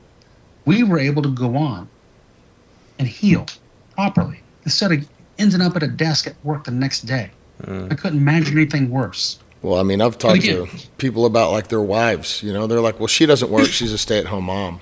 And I'm like, cool. So, how much are you making? I'm making $200,000 a year. Okay, cool. If your wife died tonight, who would get the kids up? Who would buy the clothes? Who would go shopping? Who would buy the food? Who would make the meals? I mean, I think I was trained the same way. And I guess I found years and years ago, I hired a coach named Jeremy Nason, and he taught me the power of asking questions, right? And look, at the end of the day, when people tell me that, look, I don't get that a lot anymore, but in the day I did, right? And it's probably because I'm old, right? Now people just go, hey, man, you've been doing this 15 years, 20 years. I guess you know what you're doing, right? I don't know, maybe. Let's see. What's your question? But could they go back to work? Of course. People are resilient. Let me ask you, is that what you want? Right. Is that what she wants? Right? Okay, so you got $200,000 through work. I get that. You got another $100,000 in a term policy. How much do you make? $100,000 a year. Okay, so in 3 years, when the money runs out, what is the family going to do? Well, not to mention, most people, when they get that life insurance money, they treat it like lottery money. They go, I'm going to pay the house off. I'm going to pay the car off. And then they don't have any money. Man, I got to tell you a story. So my dad died when I was young, when I was in college. He owned a business, and they were frugal, and he had life insurance. And I was actually trying to re-up his life insurance that he found out he had. Today we would call it Hep C. Back then it was non-A, non-B hepatitis C. turned out to be, he was a frontline medic in the military. Got stabbed with needles all the time. And the doctor figured it out. She's like, look, this doesn't make sense. You don't fit the profile. Like, you're not a drug user. You don't meet the other conditions. Let's go back all the way from grade school. And when he got to the military record, the doc's like, oh my gosh, that's where you got it. And so two things happened. One, my mom never worked another day in her life that she didn't want to, which was quite the gift. And I remember when the agent showed up, and it was fall day. I remember the sun coming through the window. The agent, my mom did not like him. Of course, that day, he was her best friend. Right. Yeah. And he was just a trained professional, like old school insurance professional. And he said, Nancy, you and Roy prepared for this. And he took the check and he turned it face down. He passed it over to her. And he said, put the money in the bank. Don't pay off the house. Don't prepay his tuition. Put the money in the bank, be with your family, and be still. It was the best advice she ever got. Because let me tell you, 6 months later, she was thinking completely different. And on his advice, she put it in a CD for 6 months, right? Back when you can get interest on a CD. And so that was the good side of the story. The second side of the story, my dad owned a business, and there were no partners. There were people that worked for him that wanted to buy the business. Guess what they didn't have? Money. So my mom, who worked doing the books in the business, is trying to sell this asset that just lost its driving force. So now two things happen. The receivables that were net 30, net 60 went net 90, net 120, net not at all. The bank pulled the line of credit. Here she is with a dying business. Why would somebody make a good offer? They just waited till it cratered and went and gobbled up the assets. So because he didn't have proper business insurance to transition it to the next generation, or in this case to his employees, or to a competitor, or to give her more money to give her time, however you want to structure that, the key is if you have an impact that's going to happen because you're not here, you should probably insure it. Right. And there's ways you can do it on a tax advantage basis and ways you can do it that just for a net neutral cost to the business. The key is to get with a qualified professional that'll help you understand that. So let me ask you this, business owner. Your VP of sales doesn't come home tomorrow because he went to a competitor. Is the impact really different on you than if he just didn't come home because he was in a car accident? So why not insure that loss? We call that key man coverage. Golden handcuffs, it could be, Yeah, you could set up golden handcuffs to where you attach a value that they can access in the future, and all of a sudden, like, hey, I don't want to leave because that's set aside for me. And there's all kinds of tax code that supports this on a tax advantage basis. Yep. So again, it's not, insurance is not evil. Insurance isn't bad. It's the intelligent use of life insurance that makes it such a valuable asset. Well, and there's, like I said before, there's kind of temporary insurance, term insurance, and then there's permanent insurance, or what's considered permanent. Some of it, they call it permanent. It might or might not be. Is that whole life? Well, whole life is definitely permanent insurance. Okay. But the temporary term coverage, no cash value there. No cash value. The permanent coverage, whole life, universal life, variable universal life, index universal life. Am I missing one? You hit the big highlights. Cash value. Okay, so builds equity, builds cash value. So it's renting an apartment or buying a house is what you're looking at, right? So term insurance is relatively cheaper on the front end, and it's temporary. So it's kind of like renting an apartment. You don't have to have a whole lot of money. You have to go through a lot of financial checks to rent an apartment. And the benefit of renting an apartment is if you decide to move in 6 months or a year, you can just pick up and move. If you buy a house, you're putting down roots, and you're going to spend some money on the front end. You got a down payment money. You got closing costs. You got to, there's some things you're going to have to do. But you're planning on staying there 5, 10, 15, 30, 50 years. You're going to stay there. You're going to buy this house, and you're going to stay there. But over time, if you stay in that apartment for 10 years, you've got nothing when you move. Cancel checks, baby. Stay in the house for 10 years, you're going to sell that house likely for a nice little gain because real estate generally goes up, doesn't go down. Mm-hmm. So same thing, so that's as far as I want to get. I want to let Brandon kind of talk about the different kinds of insurance. I think you hit it right. The way I look at it is term is just renting, and there's nothing wrong with renting. When I got to college, guess where I lived? An apartment. Mm-hmm. When I was in college, I lived in an apartment, right? When I was young and had a bunch of kids that were little and my wife didn't work, I had a bunch of term insurance. I still do, right? Because I set mine up to run till I'm 65. Well, a permanent policy, as Trey was talking about, builds value, much like a house. There's an acquisition cost, right? If you buy a house tomorrow, in most cases, you can't sell it the next day for more than you bought it for, right? I realize there's some wild experiences out there. And so if you hold that for 15, 20 years, you can get all your money back plus a bank-like return. Everything else is in the middle. I call them hybrids, right? More like a condo or a townhome. You may or may not get your money back. We call that return of premium term, universal life, whatever. It's not as set in stone, right? You may get your money back, you may not, right? You may just have a permanent death benefit with no value. And by the way, I always tell clients, look, cash value is not confusing. It's just a savings account with an insurance company. That's all it is. Mm-hmm. And remember, how many times can the insurance company loan your money out? Once. For every dollar you give them? Once. And the bank? 10 times. Sometimes more. Yeah. Right? That's just the way it works in a fractional lending system, right? But insurance companies are regulated by the state. And so if we go back to the 2008 debacle. Right, that's just what I was thinking about. Right. So here's what happened. And here, as Paul Harvey says, is the rest of the story, right? Mm-hmm. So we won't get into the mortgage lending crisis. That's what caused it, right? And some of the big financial institutions were behind it, right? All these collateralized mortgage obligations they were building. But here's what's interesting. When the U.S. government took over AIG bought themselves out. You know how? AIG was massive. They owned insurance companies all over the world. And strictly speaking about the U.S., state departments of insurance limit what insurance companies can invest in because they have to have reserves to pay claims. They can't go get a bunch of sexy stuff, right? And so what AIG did is they spun off and sold many of their wholly owned insurance subsidiaries, raised the cash to pay off the government. Mm-hmm. So it's the actual ownership of the insurance companies that bailed AIG out.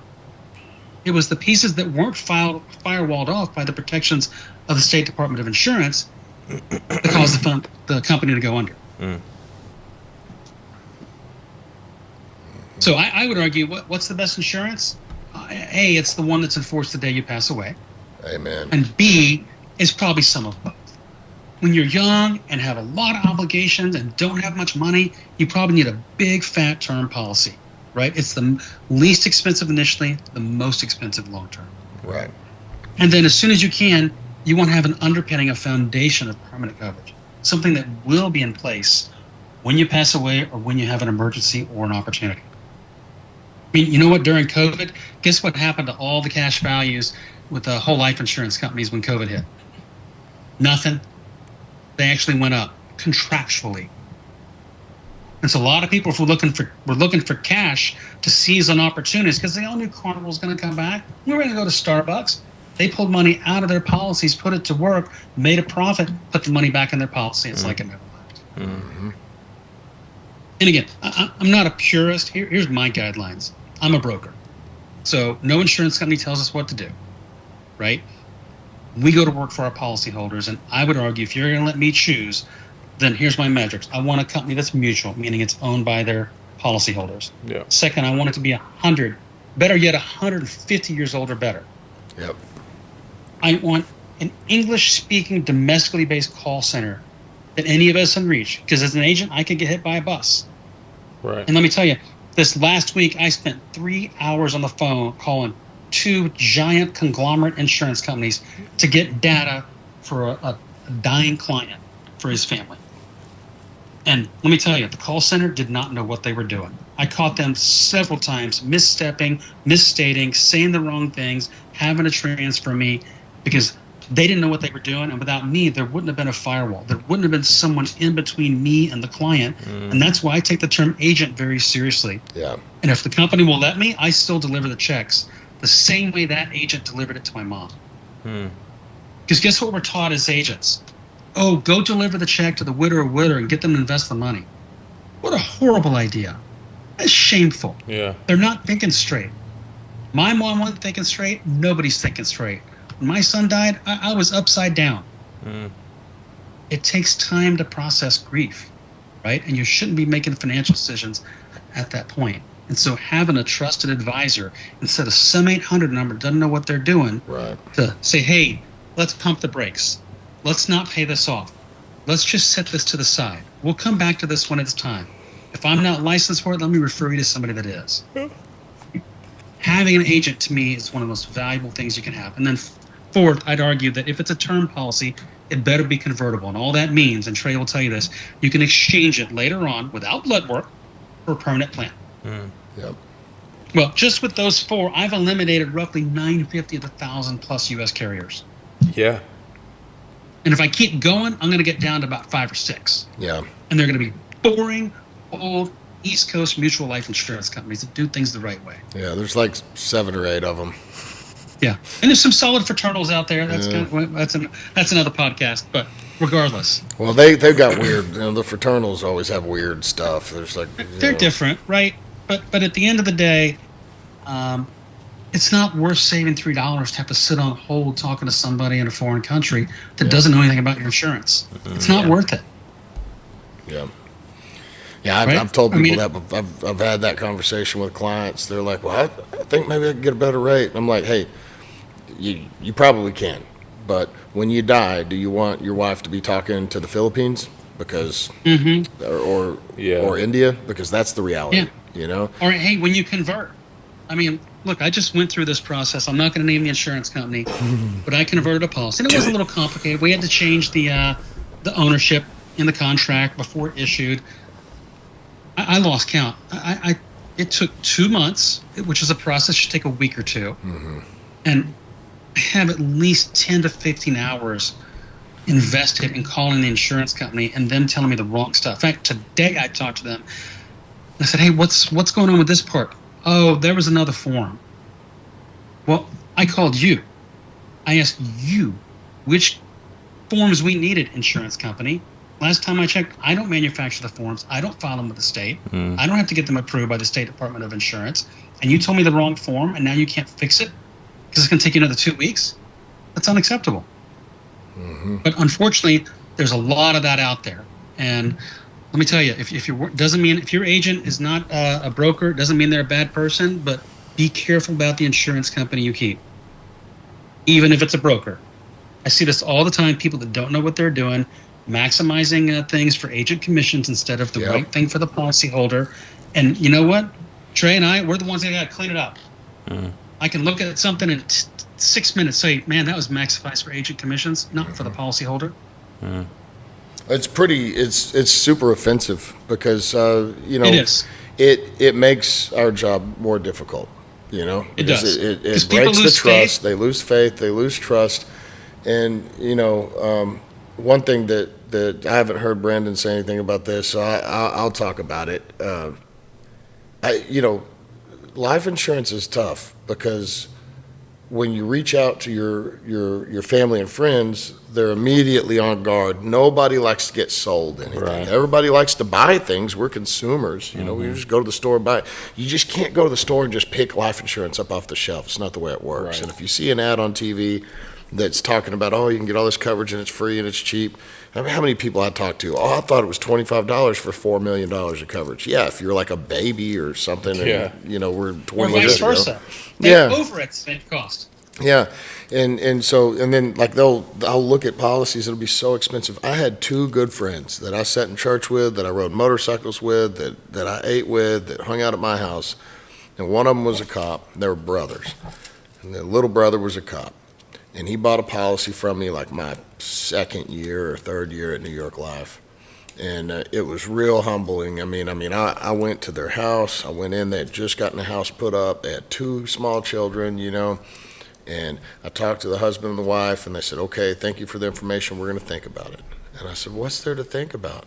And they said, well, we'll call you. And, they called me. It hasn't happened a whole lot of times. A lot of times we need to think about it, and you never hear from them. I went back out, and they said, this is how much we can spend. And I said, okay, I understand. I got a budget too. and it was a pretty low number. And I said, hey, I'll put this through. We'll apply for this insurance. And I said, but I've got a question for y'all. You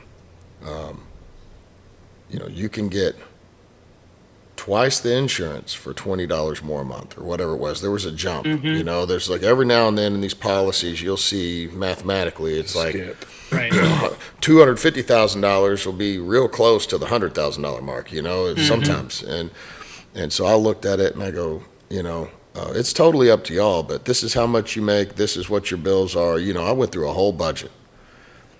And would it make a difference to you to get another $100,000, if he died tomorrow in the line of duty or whatever? And they said, well, give us a second. So I'll walk outside. They talked and they came back out, and the wife goes, I'll figure out how to make the difference of that money up, because she got it. She got it. Mm-hmm. Yeah. And he wanted it, but she was the budget person, and like look, if you've ever had an insurance guy or a financial person try to help you, I get it. It's invasive. You're letting somebody in. You're seeing things. Look, nobody is where they want to be financially. Mm-hmm. Nobody's where they want to be financially. Okay, and they made that decision, and then I met his older brother, and he had recently divorced, 2 kids. Hard-working guy, good dude, great dude. I mean, talk me through some big life stuff. Middle of the night phone call, one of those guys, you could just call him at 2 a.m, he'd talk to you, pray with you. And he was like, I need to get some insurance. I said, okay, let's do it. Well, he never would put the money in I don't know, for whatever reason, we just could never get the contract signed and get an application going. And he came to my house one night, and he said, well, Monday morning, I'm going to go to the bank. I'm going to put money in there. You could draft the premium. And this was like a Friday or a Saturday night. I'd smoked a brisket or something. And he didn't make it to church Sunday. He died on a motorcycle. The other brother, I get a phone call one day, and it's his wife.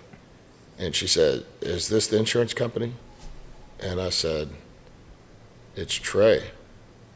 And I wasn't with New York Life anymore. I'd left the company. Mm-hmm. And I said, what's going on? She goes, I just need to make a premium payment, And I'm like, what's going on?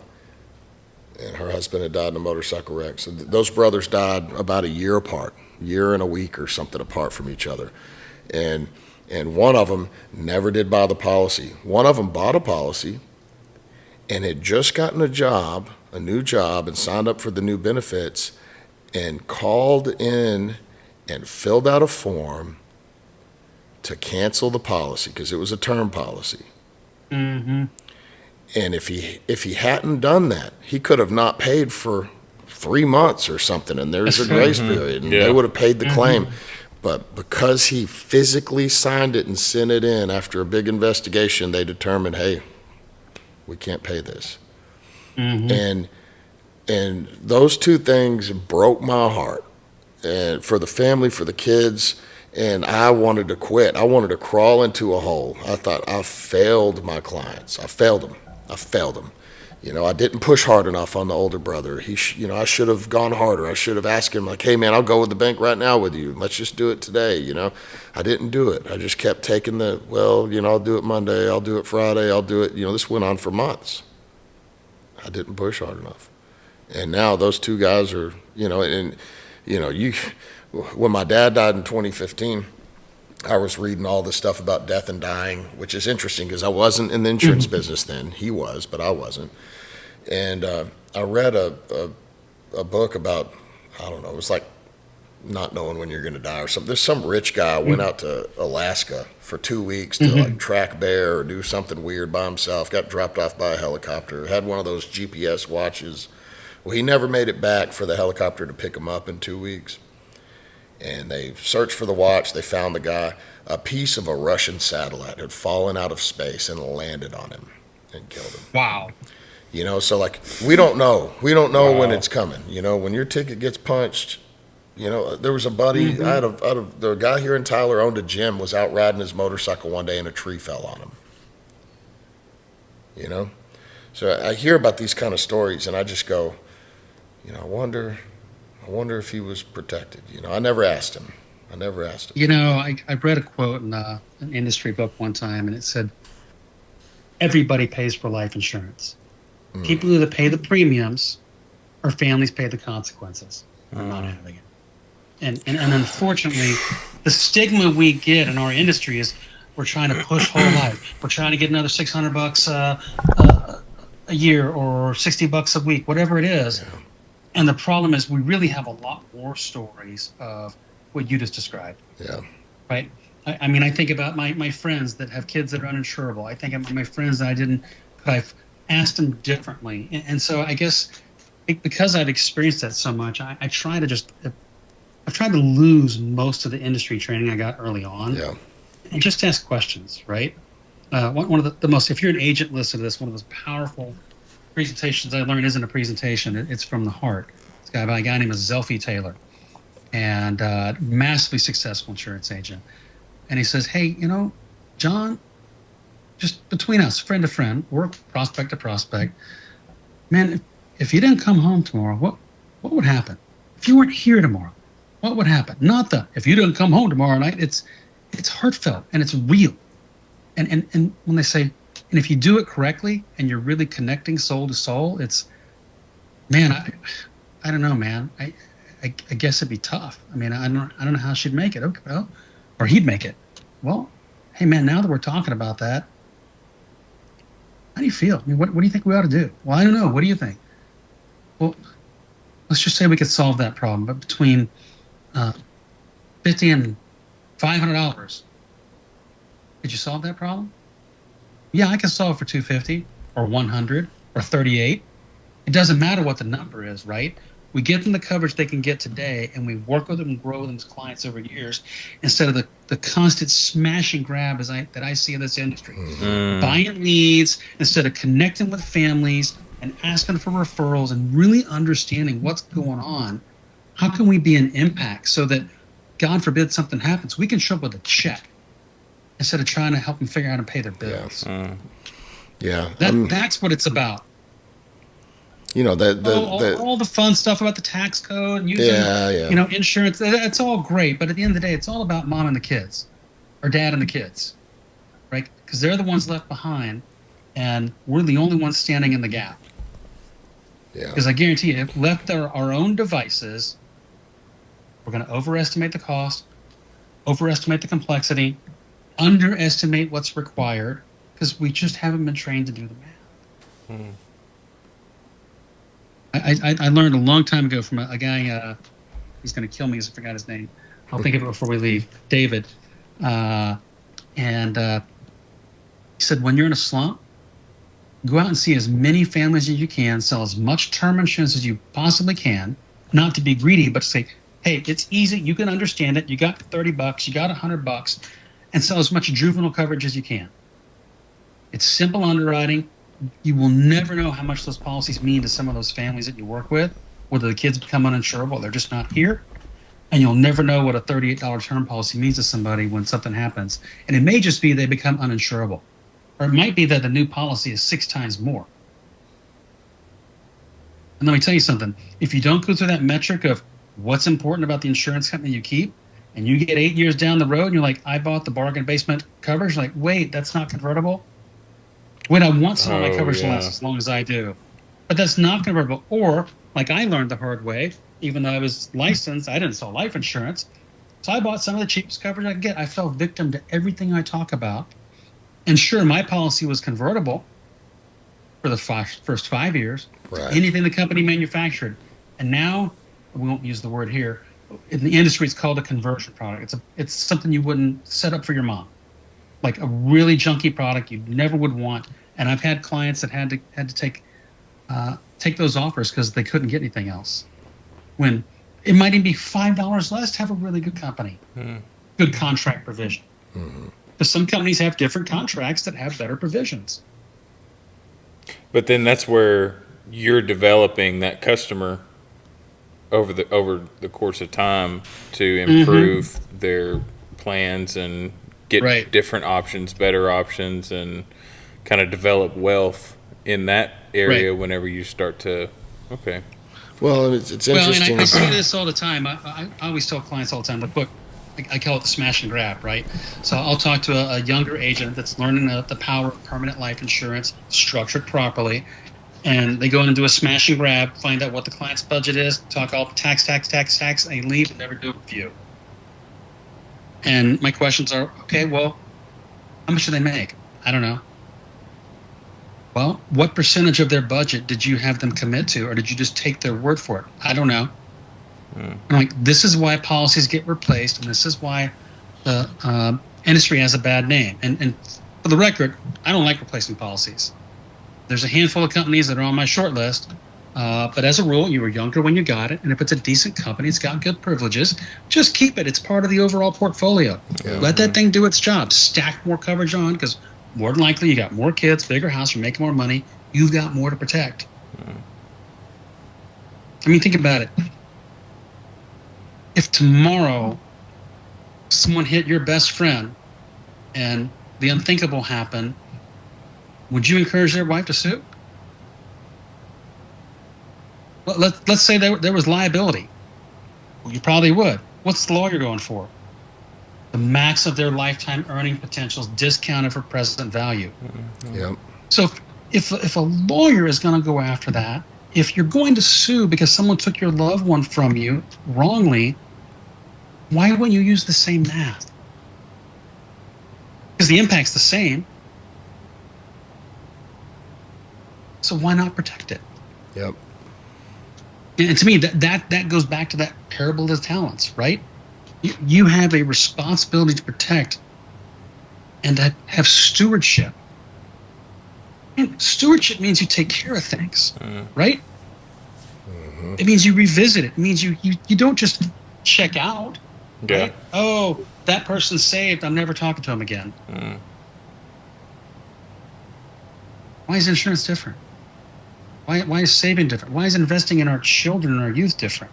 I'd argue it's not. Yep. Wow. Well, you have definitely given us some things to think about. Well, me in particular, because I don't have a life insurance policy or anything like that. Well, you got a good agent right there. Yeah, I got a good guy to talk to. What would you say to someone that's renting an apartment that is living week to week, check by check? I mean, that's me. That's me, guys. That every dollar is kind of is calculated for type thing. What would you say? So there's a law called Parkinson's law. Time swells to fit the task available. Right? So if you have a week to prep for a test, you're probably going to take all week.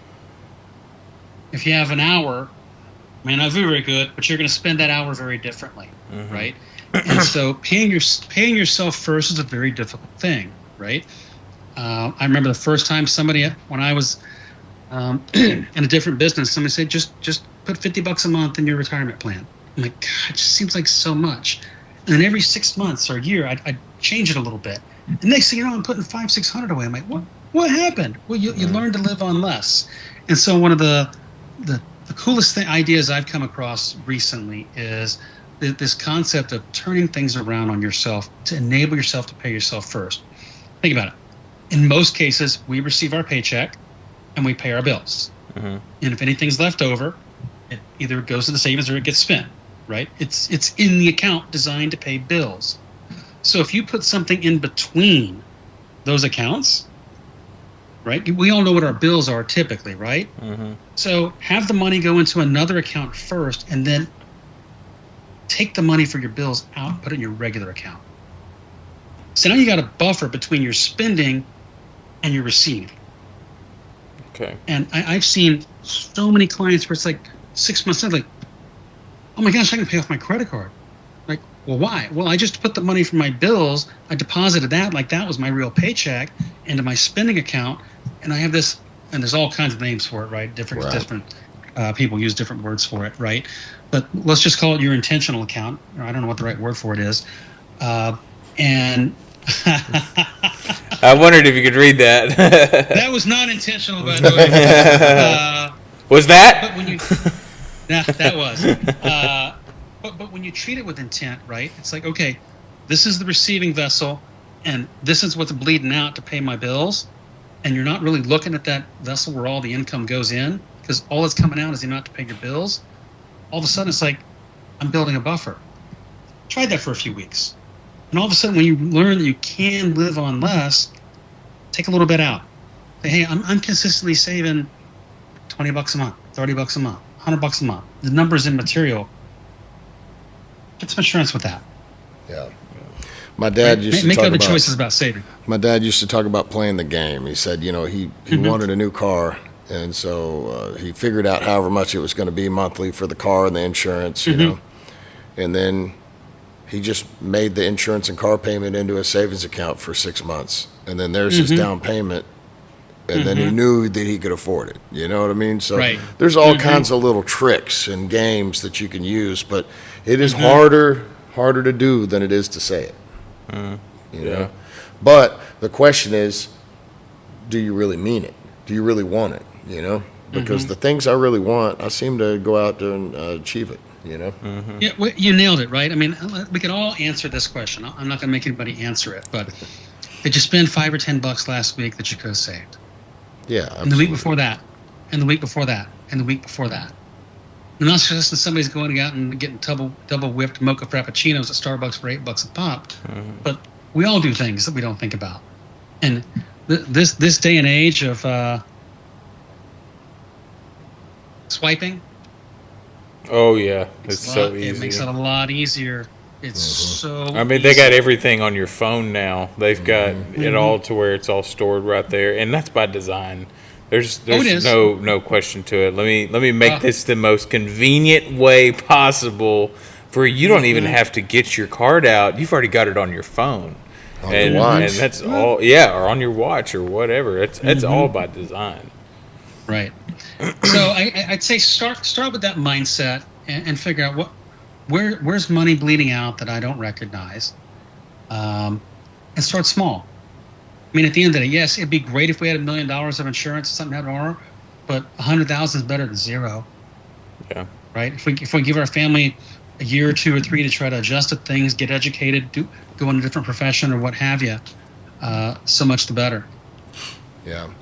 And then if you have a health thing or something else weird, there's accidental insurance, you know, that you can usually get without any underwriting, just guaranteed issue. And, you know, $500,000 is a lot of money compared to nothing, compared to debt. And I tell you what, we get I get referrals all the time. We get a lot of people insured that don't think they're insurable. It's not always cost effective. I mean, we can almost always find coverage. The question is, will the client accept the parameters of the contract? Right. But I mean, we're not wildly successful, maybe 3 out of 10, 4 out of 10. Yeah. But I've had people with, conditions I've never heard of. Spinal stroke. I don't know what that was. I had to look it up. Yeah. But hell, you and I are working on some now that I didn't know what they meant. You know, like. But my point is, so LIMRA is the Life Insurance Management Research Association, and they do studies every year about the impact of insurance and what people think, and they survey them. And more often than not, people overestimate the cost and underestimate what the impact is and how much they need to make their financial world keep moving. And again, if you're an agent, I'd argue you'll get a lot closer to connecting with people if instead of just badgering them, just say, hey, you know what? I get you want to think about it. The insurance company wants to think about you too. Yeah. So here's what most people do that are remotely interested. We fill out an application, we send it off to the insurance company. They got to crunch the numbers for 5, 6, 7 weeks and come back to us. And they may or may not make you an offer. And if they do, you can take it, not take it, or we can modify it. Yeah. And that's all true. The company does need time to think about you. And the whole time the client can be thinking about the budget, guess what? It could come back way cheaper. Well, or way more expensive. The interesting thing is about that situation, because it's such a deal. If you've ever bought insurance or sold insurance, you understand this problem. and I understand it from both sides. Well, before you put an application in, there's nothing to think about because you don't know anything as a buyer of insurance. You have nothing to think about because you don't even know what it's really going to be. And at the same time, in that range, I used to get, well, I need to think about it. Now what I get is, well, I'm not ready yet, or I don't have the money yet. And I'm always like, what money are we talking about? Like, we don't really know anything until we get a rating and we know what it's going to be. We get an acceptance, or an approval.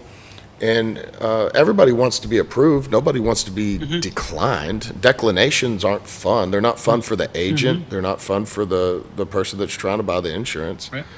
Or the insurance company, because they spend a lot of money. 100%, especially if we went through full medical underwriting. We got medical records. We got doctor's notes. We've got blood, urine, all this stuff. I mean, it's a process, So I would just say that, like, hey, if you're out there looking for insurance, like, find an agent that you trust. Find somebody that'll tell you the truth, And I've told plenty of people the God's honest truth, and I know that I've lost the business because of it. And, that's maybe 5 years from now, they get burned and they go, oh, man, he was right. Maybe not. And maybe I was wrong. But I told them the truth the way I saw it at that moment. I will not lie to make a dollar. I won't do it. No, it comes back. Yeah, 100%. And so, but find somebody that you trust and have a conversation, and don't be afraid to put an app in. Like, application is not synonymous with buying. That's not the way insurance works. You're very right about that. You fill the application out, the insurance company looks at it, they're going to pull prescription information, they might look at medical records, we might have to go back and forth for a while, and sometimes it's a day, sometimes it's immediate, sometimes it's 2 weeks, 6 weeks. I've had one take almost 6 months, and multiple meetings and doctors and, big crazy stuff. I had one guy told me I was, told me off, called me the next day, hung up on me, called me back the next day, goes, you're not a scammer, are you? I said, no. He goes, okay, I really do need to get some insurance. I said, okay. I sold him a policy. I said, look, is there anybody else in your house? And he goes, well, my wife's got a good policy that I bought a while back. And so we pulled that up and looked at it together, and it was good. And I couldn't beat it. I couldn't even add anything to it. She had just gotten old, and he said, but I do need to get something for my son. And we sold a policy for his son. And I mean, not 2 months later, this guy called me. He goes, hey, my son's in the hospital. He's not going to make it. Jeez. And I said, and all I could think is, he got the smallest policy he could get, And we're talking about an adult child, We're not talking about a little kid. And, he goes, well, I just want to have something in case something happens, but he's doing good. He's healthy. And, I mean, it got contested, and it was a process. Yeah. I mean, he'd only had the policy for 2 months. He had some weird brain-eating amoeba or something. Got me, how could you even know about it? I didn't know about it.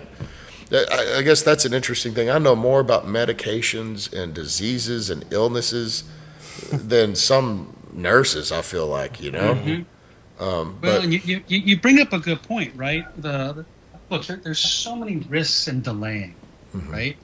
And, it's never going to be cheaper tomorrow. Yep. Right? Yes, people can lose weight, but there's a caveat there. Yeah. You don't know if you're going to have a new development from a medical standpoint. And just because you drive safe doesn't mean anything. I mean, I can't tell myself that tomorrow I can't get T-boned by some texting driver and end up having to take some sort of narcotic painkiller for the rest of my life, which is going to mess up my medical records and my rates. We don't know. And so I think my friend David Allred, that's who it is. He says this all the time, and I think he's so right on target. And that he says the average client lives in the world of probability. Average client, hey, I drive safe, I buckle my kids up, I'm nothing dangerous is going to happen. And the problem is we have to stand in the world of consequences as agents. And so take that same client. If you're driving from the house to the market in your wildest dreams, would most people ever think about not buckling their kid up? Nope. Why? Probability says nothing's going to happen, but the consequences are so severe, you take action. Yeah. And insurance is no different. I can't tell you tomorrow or the next year if you're going to be insurable or not. Something could happen. And unfortunately, Trey and I get those phone calls all the time. And if I have to see one more GoFundMe or somebody have a church barbecue cook-off to bury granddad or their son or their cousin or their husband, it just makes me sick because it's a cheap problem to fix. That's the reality. It's a cheap problem to fix. And do you want to solve the problem for your family, or do you want your family to have to put their hand out? And that's the reality. I mean, I've talked to people that like, well, that contested policy, it took a minute. And I mean, I called the funeral home, and the guy goes, well, I called the guy and said, I don't know what to do with the body because he doesn't have any money because the insurance company's contesting it. And I said, I said, well, what can I do for you, bud? It's a real policy. It's gonna pay. He just happened to die in the first 2 months that he had it. I'm like, what kind of a message is your funeral, your business sending the community? You're just calling a man that just lost his son. So, and I mean, we fought that deal, and they got paid, and it wasn't a bunch of money, but something's better than nothing. It paid out, and it paid out. I think it's a good thing for your listeners to understand is, another reason to take action is you want to get that 2-year waiting period out of the way. Yeah. Look, my first claim I paid was a suicide claim. And there's two things I learned from that. One, I knew from my state exam, and every state's a little different. Most states it's 2 years, right? So you hear, they're not going to pay. No, they will, right? If it's after 2 years. Right. That's the exemption clause, right? But the problem is they're not going to pay the person that committed the crime. They'll still pay. And so if the primary beneficiary is a suspect, they're going to investigate that. That's an awkward spot to be in when you're the agent. Right. You cannot tell the beneficiary what's going on if you're even clued in, right? So also medical records, right? So what you were talking about earlier, medical conditions, right? So if in the first 2 years you die for medical reasons, the insurance company has the right, and they will invoke it to investigate to see if they missed something. Meaning, did you have cancer and you got declined, so you went from New York Life to Pacific Life and said, hey, I don't have anything. Okay, you can't do that anymore, right? That's in the old days, that's why they used to interview your neighbors, right? Believe it or not. But you want that out of the way because it's just a hassle. And there's nothing fun about a posthumous HIPAA form to get records after you're gone. Right? So once that period's out of the way, you're good, with the exception of fraud, which there is no statute on. Meaning, let's talk about fraud. Fraud means you got your twin sister to give blood for you. Right. Right? That is fraudulent. And the insurance company can, at any time, vote on that. It's going to be hard 20 years later, I'm sure. But in most cases, it's a 2-year window that you're trying to get past. And to be clear, that doesn't mean that they won't pay if you die in the first 2 years. That's true. But they have an opportunity to look into investigate it and see what's going on. And that's why my guy is 2 months in. I mean, that's I got it. But, yeah, go ahead. So I've got a standard practice now, and I learned with a client. They bought a policy from me, and 3-4 years later, he fell out of a tree and died. And so I helped the widow file the claim, and I said, hey, did he have any other insurance? No, I paid the bills. He has nothing. I said, well, take your time, go through the bills. If you find anything that looks like or smells like an insurance company, call me. She calls me, says, hey, is ABC an insurance company? I said, it is. Well, I don't recognize it. Turns out he took a policy out like 6-8 months previously, didn't tell her. And, of course, now we're within the 2-year window. We have to go through the claim. And so we're walking through it, and one day she asked me, like 3 or 4 months in, she says, I don't understand why you're doing this. You didn't write the policy. I said, do your kids care? Do you care? It's the right thing to do. And by the way, there's a contract in place that says that as long as he didn't falsify, then they have to pay. Don't you think we should hold them liable to the contract? And they did. And that extra money was the difference between them having to stay in the house with the memories of their dad and be able to go somewhere else. Between having to take a loan out for college and being able to pay cash. So that extra effort, whether it's on the part of an individual or on the part of an agent, can make all the difference in the world. Absolutely.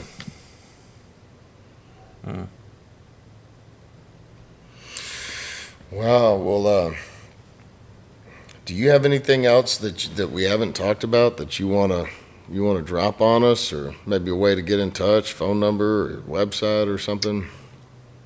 Yeah, you can go to my website, www.thirdrailfinancial.com, and all my information is there. People always ask me, well, why did you name it Third Rail Financial? I said, well, they say in politics that Social Security is the third rail. You don't touch it or you're not going to get elected. And I would argue that we've been taught our whole financial lives there's things you don't talk about. And let me tell you something. If we don't talk about them, we got bigger problems. Yep. So let's embrace bold discussion. Have those real conversations. Let's talk about things like, how would this be handled? How would you solve it? And at the very least, have someone that holds the treasure map. Because quite often when we're called in, we have this form which we call a fact finder. We kind of know where everything is. And you need to have somebody like that in your life, even if it's just you. Right? I'd argue you're better off spending time with an agent that does it for a living, just like I don't think you ought to do your own will. Right. But if not, just learn enough and educate yourself. And if not, there's plenty of people out there that can guide you. I can do it, Trey can do it, and there's plenty of qualified agents. Love it. Yeah, and you can reach me. You can reach me on my cell phone. I'm not a website guy. Hey, my cell phone's on my website. Yeah. 713-256-1154. Yep, there you go. Yep, mine's 903-262-4000. I actually have a business number, but I can't ever remember it. So just call my cell phone. That's what I've got one too, but nobody ever calls me there. Yeah. Well, it's another cell phone, and I had them both on one phone, and then I never could remember the number, so I got another phone. Now I got two phones, one for the, and anyway. And now we're recording with it. Yeah, we're actually, yeah. My business phone is right up here, with a halo light recording us. So, well, look, thank you so much for coming on. This has been super informative. I think we really just kind of scratched the surface of things that we could talk about, and I hope that we were respectful of not getting into weird stuff that would get you into binds with financial brokers. Yeah, it's all good. Stuff. We'll scrub it. Yeah. No worries. Well, look, hey, yeah, really, absolutely. Yes, that was amazing. I definitely have been thinking about the life insurance, question and everything like that. And you've definitely given some things for myself and our listeners to think about, because everybody's dying. 100% of us are dying every single day.